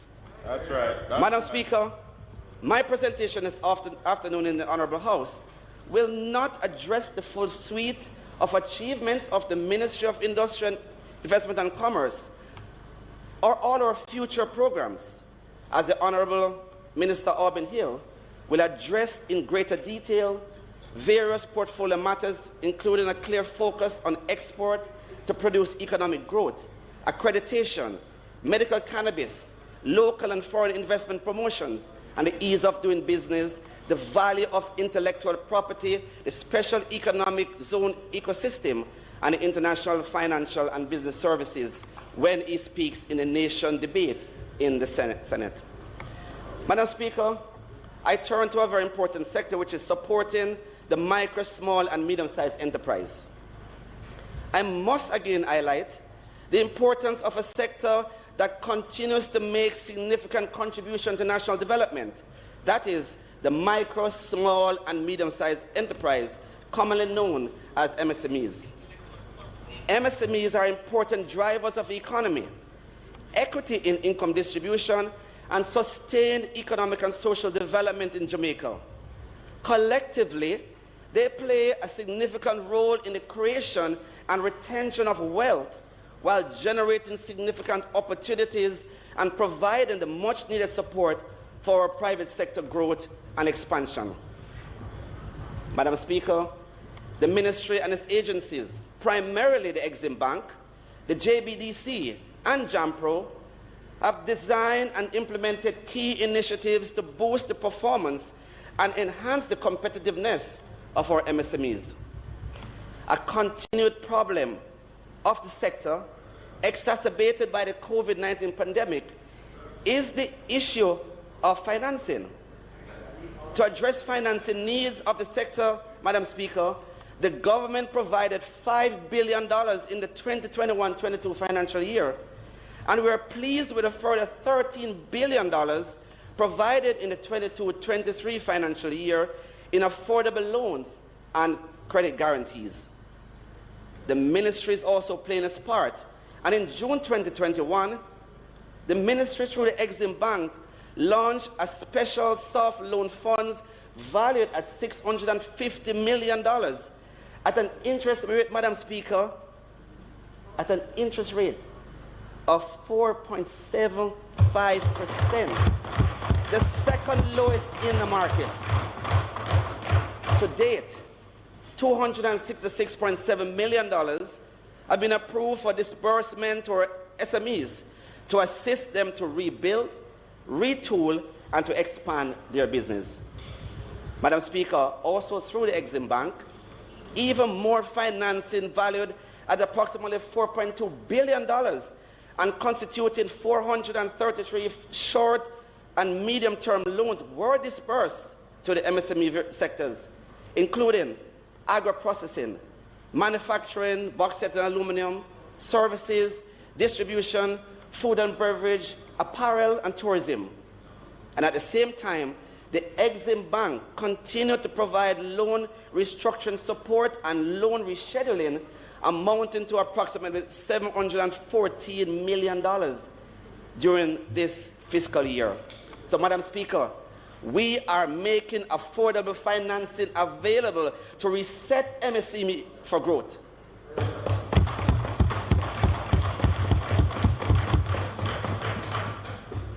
In moving to strengthen the sector, the ministry has partnered with the World Bank through its subsidiary, the International Finance Corporation, IFC, to undertake a comprehensive review of the secure transaction regime in Jamaica and made recommendations for an enhanced arrangement to address the financing needs of our MSMEs.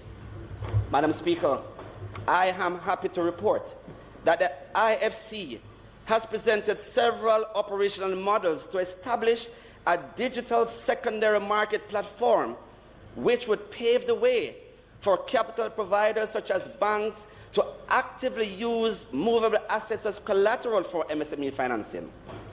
The concept would see a virtual platform in trading of repossessed assets along with valuation and related services. We will select the most suitable model during this new financial year and commence the action for implementation. With respect, Madam Speaker, to securities interest in personal property, I am pleased to announce that a total of 21,534 non-traditional movable assets will become available to facilitate loans using these properties for the fiscal year under review.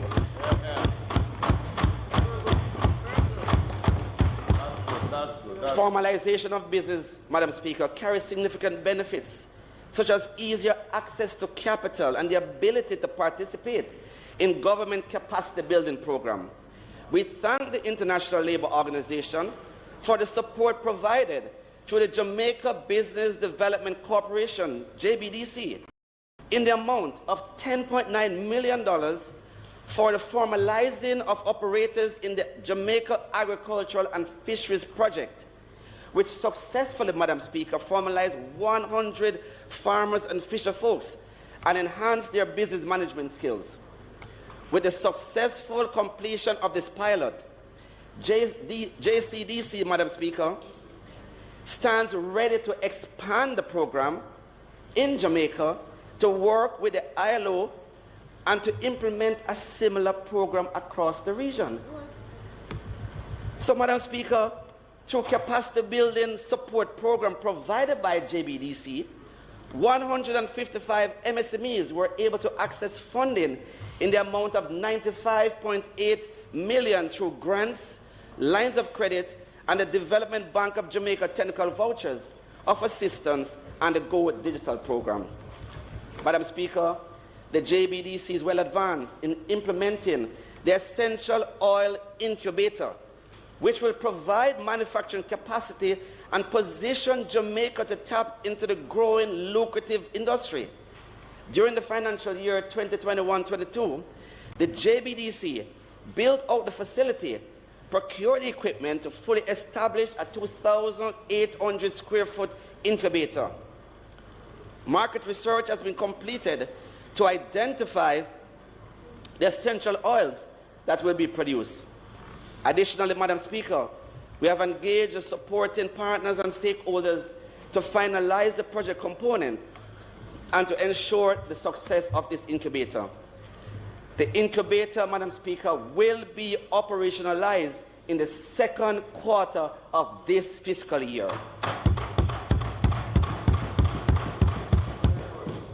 Madam Speaker, we recognize that a significant portion of our MSMEs are headed or managed by females.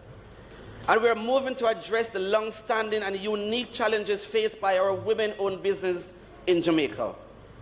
In this regard, in collaboration with the Ministry of Culture, Gender, Entertainment and Sports, Minister Grange, and with the support of the United Nations Women, we continue to implement the Women Entrepreneurship Program, WES. Under this project, Madam Speaker, in 2021 and 2022, we provided capacity building and financing to 10 women-owned businesses. Madam Speaker, I'd like to recognize 2 MSMEs that have benefited from the collaboration with JBDC. Joni Bale Morgan of Morgan's Creek and Carl Sharp of Chocolore, who graduated from the JBDC Accelerator Program, a 6-month intensive development program jointly funded by JBDC and the Development Bank of Jamaica.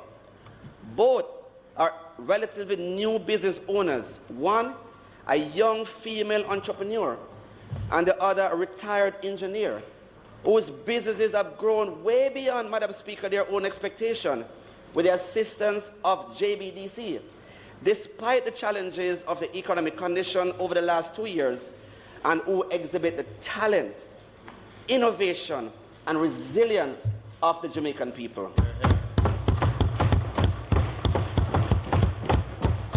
As we continue to focus on building resilience of the MSME sector, we have considered that during the pandemic, many were unable to move their business to the digital space as they were constrained by lack of capacity and access to capital investment in digital technology and products and services.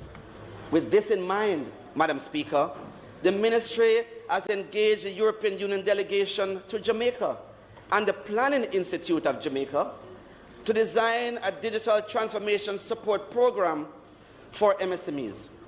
This is an important component of a broader European Union program for Jamaica, which will include education and the ICT sector. The Digital Transformation Support Program, which is under the development for MSME, has 3 components, Madam Speaker: digitization, digitalization, and digital transformation. Madam Speaker, my technical team is working closely with the European Union delegation and the PIOJ to have the project implemented in the 23-24 financial year. We express our gratitude to them for this special support as well as their continued assistance to the MSME sector.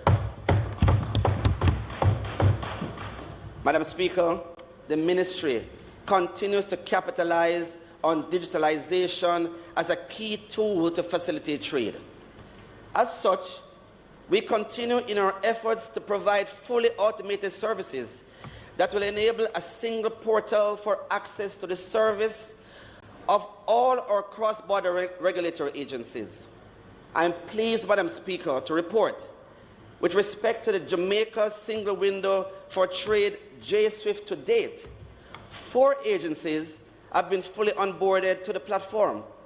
An additional 2 agencies are partially onboarded, and a further 6 agencies are to be immediately onboarded during the financial year 2022-23.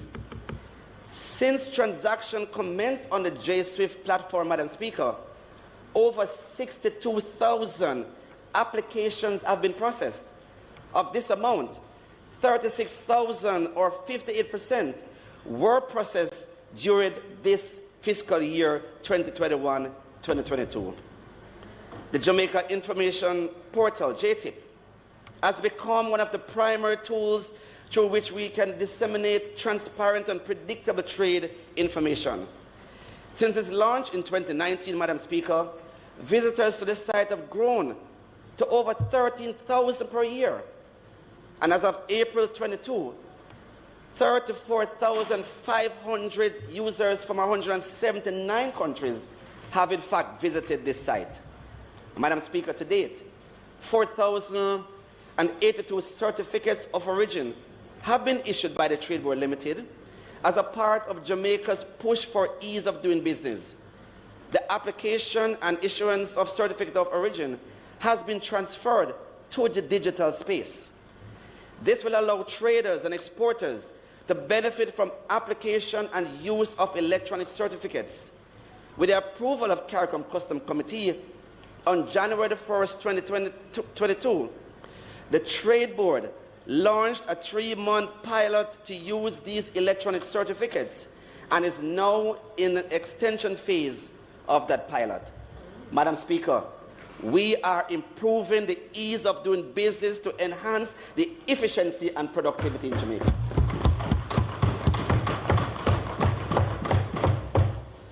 Madam Speaker, in our ongoing effort to facilitate the ease of trade, we are pleased to announce that with the support of the World Bank Group, we have finalized inspection matrices and protocols to improve efficiency in our physical inspection of commodities at the borders by our 4 border regulatory agencies.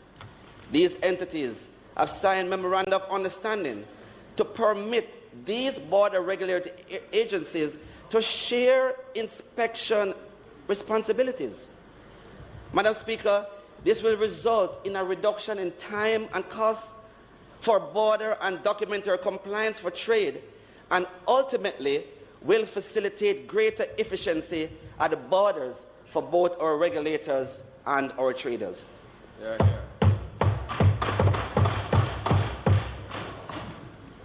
Madam Speaker, I now turn to the new Trade Act. The changes brought by liberalization of the international trading systems, allied to the rapid pace of globalization, requires that Jamaica's law substantially adjust to a modern approach to trade and international best practices. In its current form, Madam Speaker, the Trade Act 1955, before our independence, does not do so, presenting a need for an overarching repeal and replacement.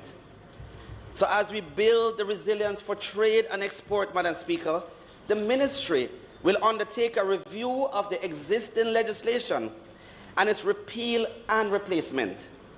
It is envisaged that the new Trade Act will contain provisions that support a trading environment that is aligned with trade facilitation measures, which in turn will facilitate the ease, predictability, and transparency when trading. So unlike, Madam Speaker, the current Trade Act, which focuses solely on trading goods, the new Trade Act will include regulatory environments for trading and services and contain provisions that support initiatives related to trade, agriculture, and agricultural-based exports. So, Madam Speaker, as we execute our trade facilitation reform program to increase our trade and export, we have engaged the Planning Institute of Jamaica's Foundation for Competitiveness and Growth project to support and to undertake several key initiatives in 2022-23 financial year, including developing an enterprise risk management framework for border regulatory agencies, enhancing and upgrading the trade portal, and review the legislation and regulations governing border regulatory agencies. These enhancements, Madam Speaker, will provide accessible trade regulatory information, modernize the trade legislation, reduce the risk for regulators and traders, and further expand coordination of border regulatory services, which will ultimately create efficiencies in our cross-border trade. Madam Speaker, as the Ministry continues to represent the offensive and defensive interests of our manufacturers in regional and international arena, I am pleased, Madam Speaker, to report today that we have successfully negotiated the increase in the Common External Tariff, CET, for condensed milk, which is currently listed on the list of commodities ineligible for conditional duty exemption to a maximum tariff rate of 30–35% for all member states for extra-regional imports. We have successfully, Madam Speaker, secured the approval of the Council for Trade and Economic Development quoted for the suspension of CET, and Minister Vaz, I don't think he's here, for 9 types of renewable energy and energy-efficient items, and the application of a rate of 0% for a period of 2 years beginning January 1st, 2022. Madam Speaker, we continue to vigorously represent the interests of our sector in the CARICOM region. Madam Speaker, ensuring a stable, competitive, and transparent environment to increase commercial activities and sustain businesses continues to be a critical objective of this ministry. To this end, the ministry undertook several programs and initiatives to manage the domestic business and commercial environment to ensure that it operates efficiently and balances the interests of all stakeholders.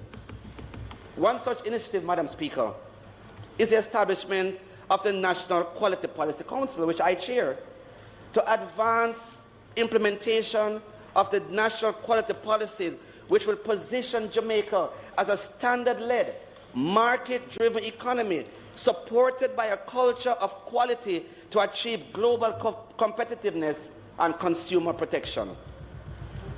Madam Speaker, in this regard, the national quality infrastructure under the ministry's portfolio continues to play a critical role to ensure the safety of all Jamaicans and our visitors. In the last fiscal year, through the Bureau of Standards, BSJ, 68 new standards were completed and promulgated, Madam Speaker. 43 service standards were developed, along with 25 product standards, covering a wide range of areas, including building construction, health informatics, organizational resilience, and environmental management.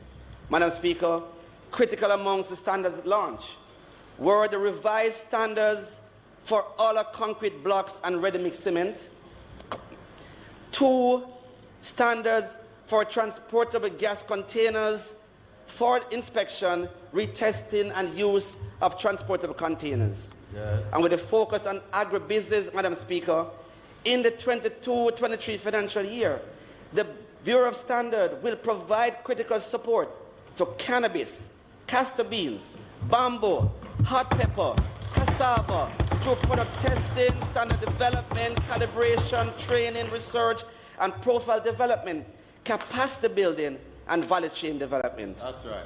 That's right. Madam Speaker and members of this Honourable House, I am pleased to report that the Ministry of Industry, Investment and Commerce that I have the privilege of representing here today is the ministry to complete the ISO 9001-2015 Stage 1 certification audit. We are now working, Member Hilton, we are now working steadfastly to complete Stage 2 audit by July 2022. And when this is completed, we will become the first ministry in Jamaica to be so certified.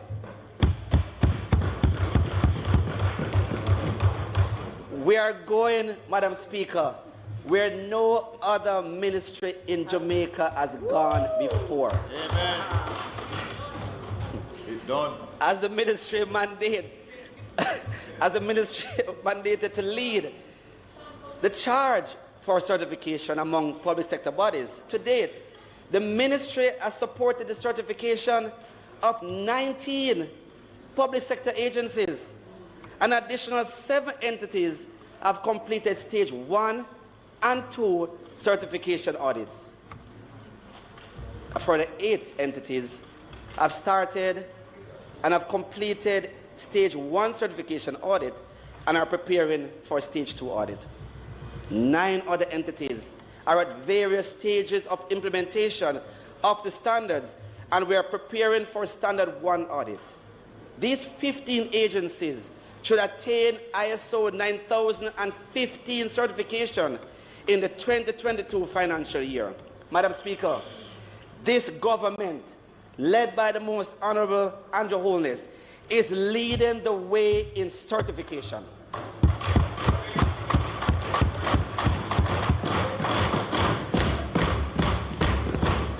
I therefore encourage, I know John Mahfoud is in the audience, I therefore encourage our private sector, which is the engine of growth, to implement quality management systems in their operations, and in doing so improve your global competitiveness, increase trade, and satisfy our citizens with a quality business environment. Madam Speaker, I turn to the topic of accreditation. We are extremely, Madam Speaker, an extremely critical element in Jamaica quality infrastructure is accreditation. In January 2021, the Jamaica National Agency for Accreditation, JANAC, launched, Madam Speaker, a pre-accreditation program called PAP for unaccredited medical and testing laboratories and point-of-care testing providers to obtain approval for COVID testing services.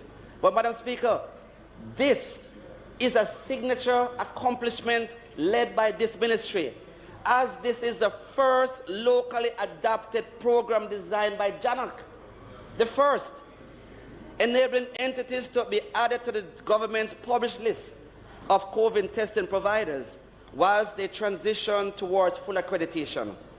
Under this program, JANAC verifies and validates technical competencies of COVID-19 testing facilities to provide accurate results to our consumers. Since the launch of PAP, Madam Speaker, JANAC has awarded 56 pre-accreditation approval certificates for COVID-19 testing. Madam Speaker, we must recognize and applaud the role of JANAC as played in the fight against COVID-19 pandemic, as the agency steadfastly remains a partner with the Ministry of Health and Wellness in managing the pandemic. Madam Speaker, Jamaica is open for business. Madam Speaker, our Jamaican people are resilient, and we all know that.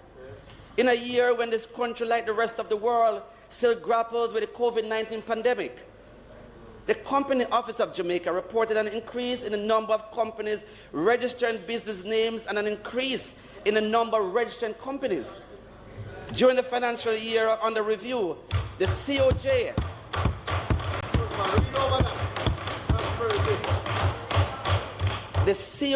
Madam Speaker, registered 16,800 business names and 4,983 companies. Wow. These numbers, Madam Speaker, represents an increase of 17.59% and 16.56% respectively compared to the previous year. And this is in a pandemic year, Madam Speaker. There was also a 54% increase in the use of the electronic business registration form to register business names, and a 40% increase in the company registration compared to the previous year. Madam Speaker, we must applaud our Jamaicans for their indomitable entrepreneurial spirit.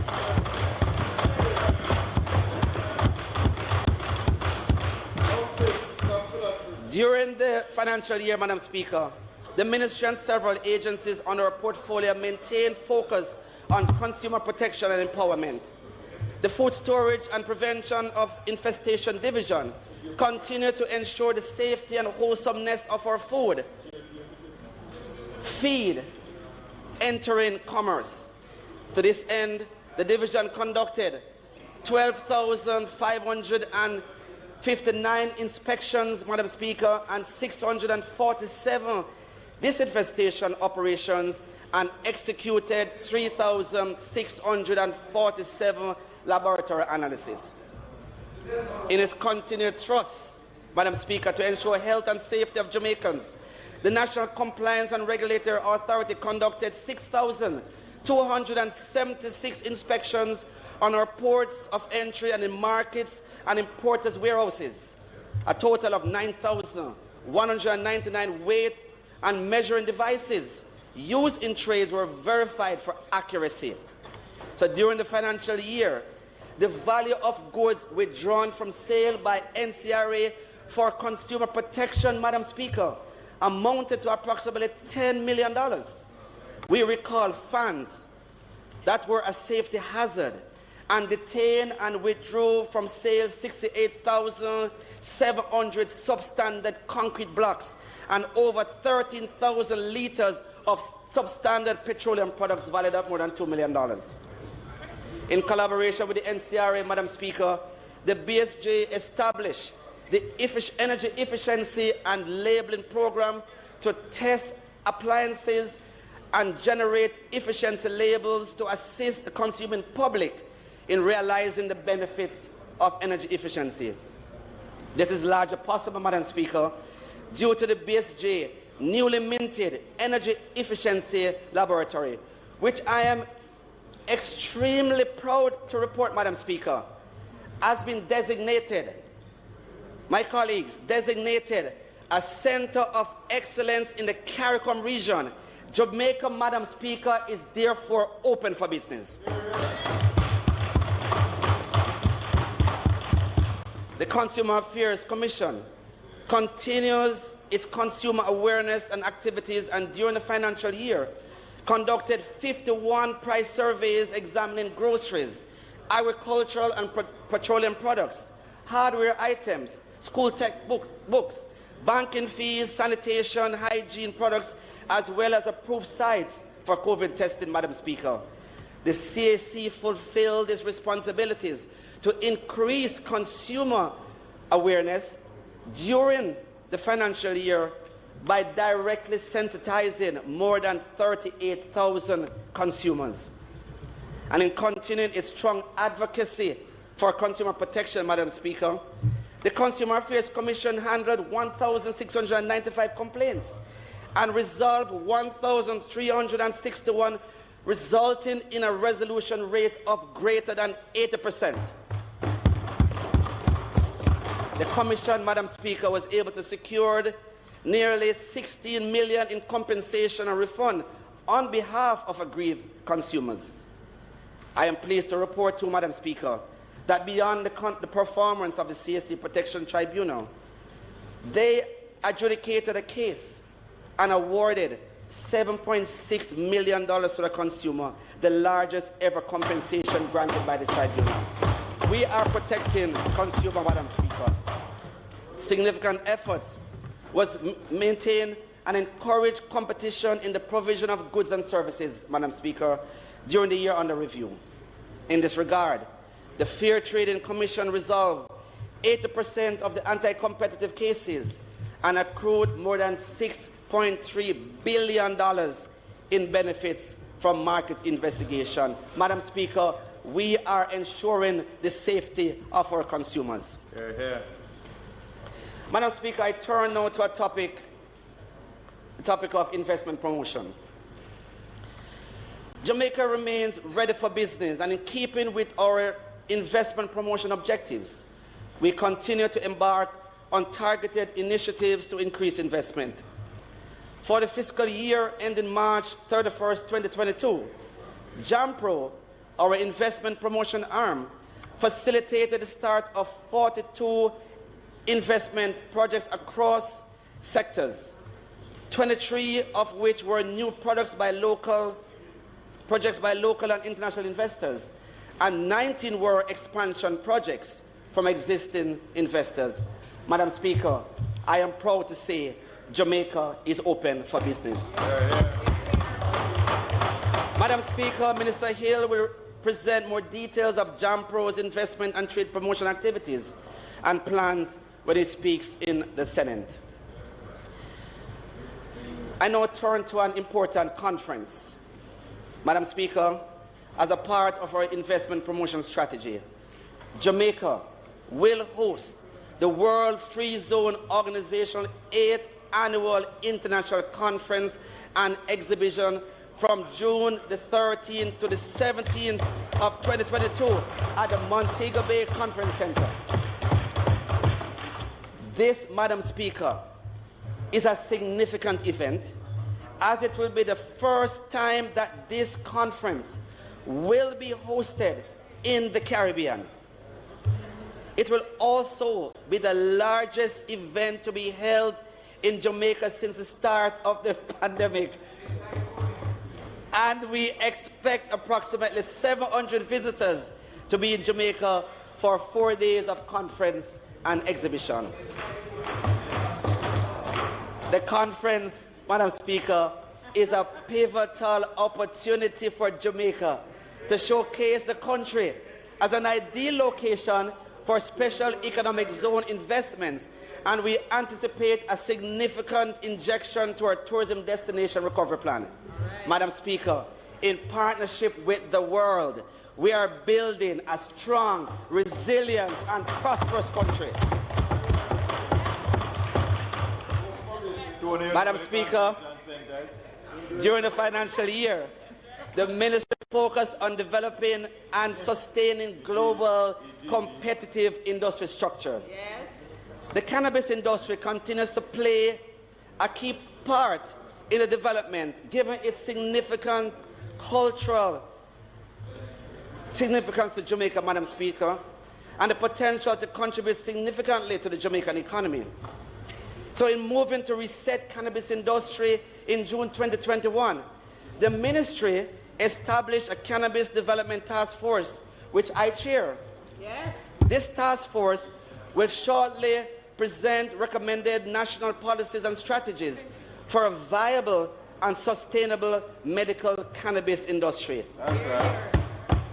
The key areas of focus includes greater inclusiveness, meeting emerging consumer demands, and promoting ongoing investors' interests, effectively competing in the global cannabis space, and diminishing the supply to the illicit ganja market. Yeah. In January 2021, the task force completed a comprehensive action with key initiatives to support the industry, and importantly, Madam Speaker, to ensure economic inclusions of our small-scale and traditional cannabis farmers. The industry is demanding that we aggressively implement the action plan in 22-23 financial year. And Madam Speaker, we are responding decisively to take our cannabis industry to higher heights. Additionally, Madam Speaker, we will shortly present recommendations to the Cabinet to execute 2 projects to include small-scale and traditional farmers in the regulated industry. These projects are in the advanced design stage, and Minister Hill will elaborate on these as well as the plans to further develop the industry in his contribution to the State of the Nation debate in the Senate. Madam Speaker, the sky is therefore the limit for Jamaica cannabis industry. Hi. Another key sector is our craft industry. Madam Speaker, the global arts and craft market was valued at $41.59 billion in 2020 and is expected to reach $54 billion by 2026. Wow. We are aware, Madam Speaker, that a significant amount of our craft is imported from other countries. This trend must shift towards locally produced craft. With this in mind, Madam Speaker, the Ministry... Madam Speaker, the members' allotted time has been expired. I move that it be extended by 15 minutes to allow him to conclude his presentation. May it please the Madam Speaker. Members, there is a visit of a state official here, and our time limits are tight this evening, and we're having an excellent presentation, but I'm going to ask the Minister to stick to 15 minutes, please.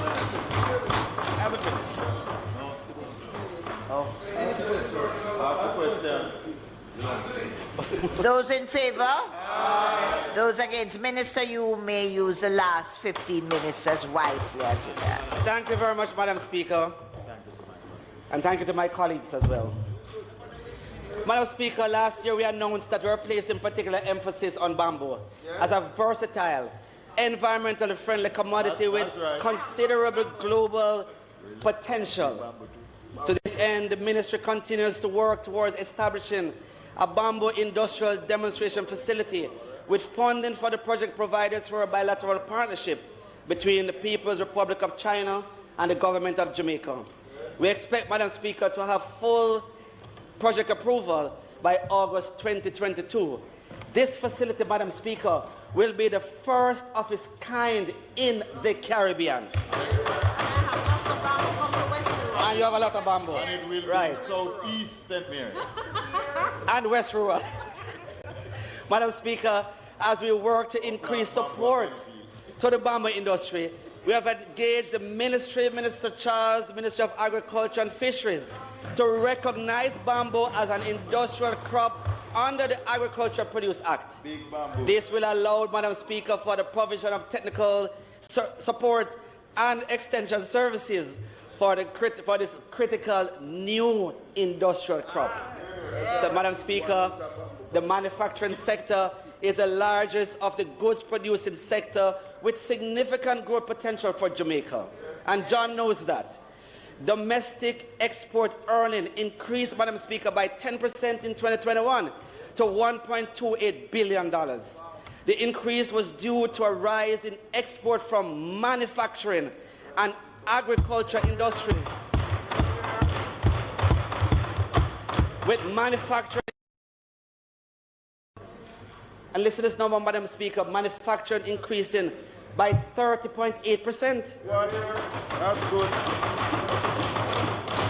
We are encouraged by this performance, and the Ministry continues to implement the National Manufacturing 5-year growth strategy to further enhance the business environment for manufacturing, to increase employment, foreign direct investment, export sales, and foreign exchange earning. Madam Speaker, an important component in manufacturing expansion and trade is our ability to defend our local manufacturing sector. The Anti-Dumping and Subsidies Commission, Madam Speaker, continues to engage with industries affected by imports. And 2 industries are currently at various stages of the complaint filing process towards seeking trade remedies.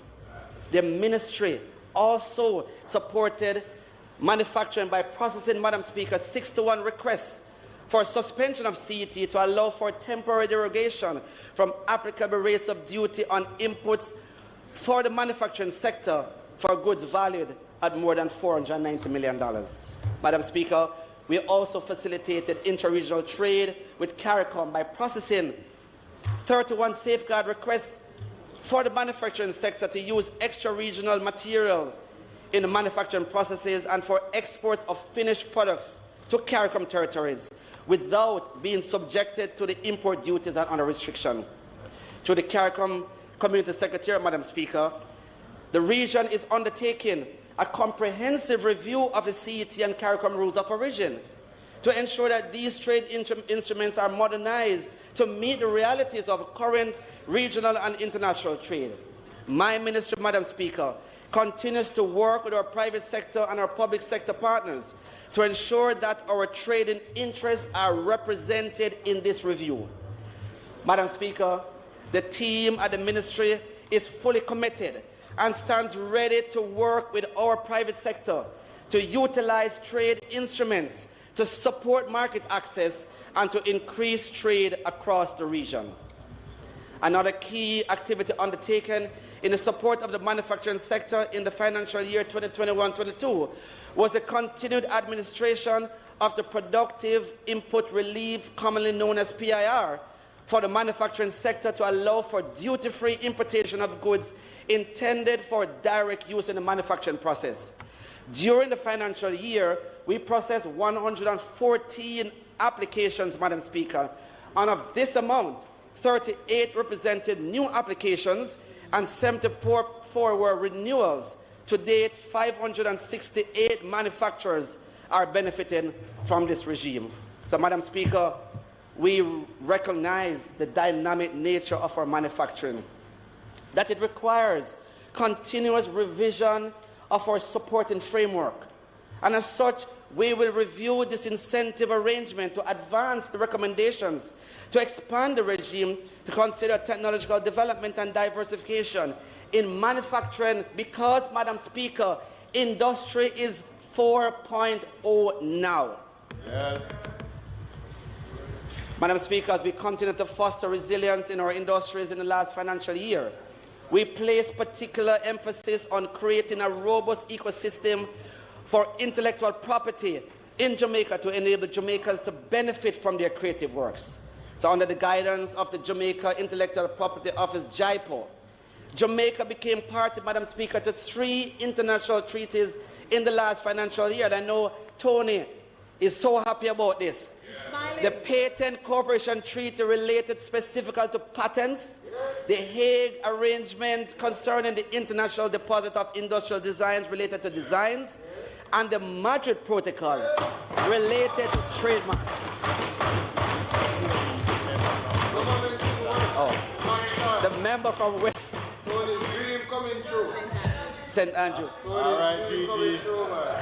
All right, Gigi. These treaties, Madam Speaker, will allow for filing for protection in the designated country and enable greater ease of international registration. This, Madam Speaker, is a tremendous achievement for Jamaica and is a big deal, considering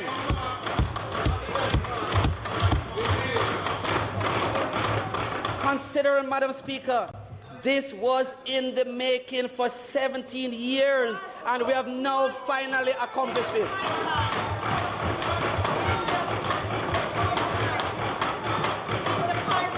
Madam Speaker, JIPO has completed a significant project to strengthen the intellectual property ecosystem, to improve the business climate in Jamaica, to allow enterprises to use intellectual property assets, which includes their patents, their trademarks, their industrial designs, and copyright as collateral. We thank our development partners for the support provided to execute this project. Madam Speaker and members of this honorable House, we are changing the game. We are changing the game. Madam Speaker, let me take a moment to recognize the contribution of our agencies and our leaders in international arena, because sometimes we don't. We are pleased to announce, Madam Speaker, that JIPO has been selected to chair the Intergovernmental Committee on Intellectual Property and Genetic Resources, Traditional Knowledge and Folklore. JIPO's Executive Director, Ms. Lily Claire Bellamy, will start her 2-year term this month. And Madam Speaker,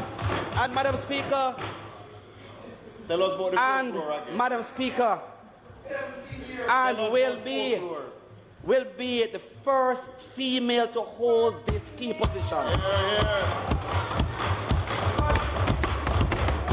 Madam Speaker, another of our agency, the Anti-Dumping and Subsidies Commission, has come to international attention and has been singled out, Madam Speaker, by officials of the World Trade Organization as a model among similar authorities in small countries. Yes. The Executive Director, Ms. Andrea Marie Dawes, has been invited, Madam Speaker, to serve as an expert on several dispute settlement panels between WTO members, where she has been leading multidisciplinary teams of WTO experts and members of the arbiter right across the world.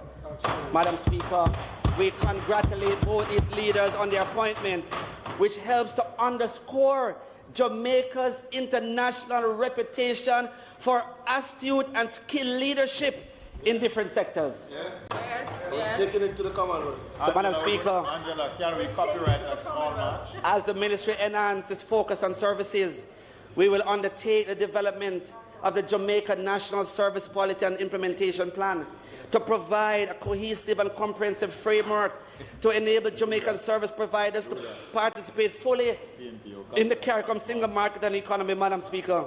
The Green Paper was tabled in this Honourable House before the end of September 2022-23 financial year. Jamaica, therefore, Madam Speaker, continues its robust representation of the service sector in the region. And on March 2022, Jamaica participated in the 98th special meeting of COTED for the regional service sector, which approved 3 of the 7 draft regional subsector strategies and implementation plans, namely the professional service and single registration for professionals, tourism services, and postal courier services for the period 2022 to 2026, as well as the draft COVID service sector strategy for the period 2022 to 2024. Madam Speaker, legislation. Yes. I'm pleased to announce that the 2021-2022 financial year, the Ministry had a robust legislative agenda and completed several legislative amendments during the financial period. As a result of the limit of public gathering occasioned by the disaster risk management provision, the Cooperative Society Amendment Regulations 2021, the Friendly Societies Amendment Regulation 2021 were promulgated, Madam Speaker. Similarly, the Companies Amendment 2021 was enacted in November 2021 with amendments made to allow companies to hold electronic and hybrid annual general meetings. These amendments were welcome and timely as they allow flexibility of business continuity during the COVID period of restriction and for future such restrictions, Madam Speaker. The Agricultural Loan Societies and Approved Organization Regulation 2021 was passed by affirmative resolution in December 10, 2021 to strengthen the legislative framework of the 2017 Act, particularly in relation to the registration and regulation of agricultural loan societies as well as certification of approved organization under the Registrar of Cooperative Societies. On June the 1st, Madam Speaker, 2021, I was, as well as my colleague, privileged to be in this House as the Trademark Amendment Act 2021 was passed, leading to its passage in the Upper House. This leads me to address Jamaica's ascension to the Madrid Protocol, Madam Speaker, and today I announce to this Honourable House that we acceded to the Madrid Protocol on March the 27th, 2022. This protocol is an international system for obtaining trademark protection in a number of countries and or regions using a single application. So, Madam Speaker, in the 2022-23 financial year, the Ministry continues to pursue a vigorous legislative agenda which includes over 20 pieces of legislation amendments. Priorities will be given to the amendment to the Companies Act, beneficial ownership, to strengthen the disclosure of information relating to beneficial owners of companies, in accordance with the Financial Action Task Force recommendations to counter money laundering and terrorism finances to encourage investment and growth within the economy. Madam Speaker, the Insolvency Amendment Bill, draft bill, which is to improve the business environment by creating greater efficiency in the operation of the Act to allow for the rehabilitation of businesses where possible and to prevent insolvency. We will also, Madam Speaker, prioritize the FTCCA merger, dangerous drug cannabis, import, export, transit, and transit shipment, the dangerous drug cannabis license interim amendment. Madam Speaker, in concluding, Jamaica's quest to be the place of choice to live, work, raise families, and do business is central to the operation of this ministry. That's true. Yes. We have been good stewards, Madam Speaker, as we work toward our sustainable development goals and nurtured our environment into one that is resilient, sustainable, and prosperous. We have showed the world, Madam Speaker, that the pandemic could not stop us. So as Jamaica reset and recover, the Ministry of Industry, Investment and Commerce, Jamaica's business ministry, of which I'm proud to be a part, will continue to foster an enabling business and trade environment, open new doors for manufacturing and export, reignite and support entrepreneurial spirit, increase demands for Jamaican goods and services, both current and new markets, and promote local and foreign direct investment, increasing digitalization services to improve on the efficiency, access, thus enabling the prosperity for all Jamaicans. Madam Speaker, we are ready for business. We are ready for business with a number of legislative amendments. We are ready for business with retooling and digitalization of our MSMEs.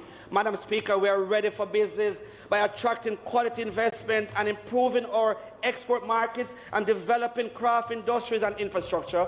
We are ready for business with protecting and monetizing our intellectual properties for Jamaicans. Madam Speaker, we are moving ahead to lead the world in utilizing movable assets and collateral, developing standards with appropriate certification to world-class, developing sustainable industries, and protecting and empowering our consumer. Madam Speaker, we have reset for recovery, and indeed we are ready for business. Madam Speaker, thank you very much, and may God bless Jamaica, land we love. Congratulations, God.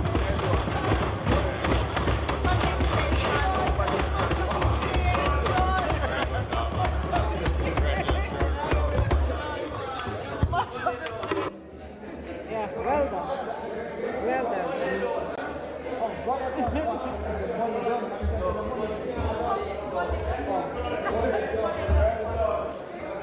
Well done.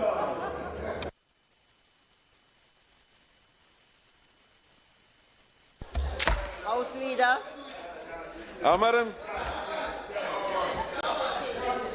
Very good. Madam Speaker, I'm sure that the Honourable House is indeed enriched by the two very excellent presentations today, and certainly the maiden presentation of the member from Southeast St. Mary. Thank you, Madam Speaker. Madam Speaker, I now beg to move that the sectoral debate be suspended until May 25th at 2 p.m. May 24th, I'm sorry, at 2 p.m. May it please you, Madam Speaker. The question before the House is that the sectoral debate be suspended until the next sitting of the House, Tuesday, the 24th of May at 2 p.m. sharp. Those in favour? Those against? The ayes have it. This House is now adjourned. Not yet.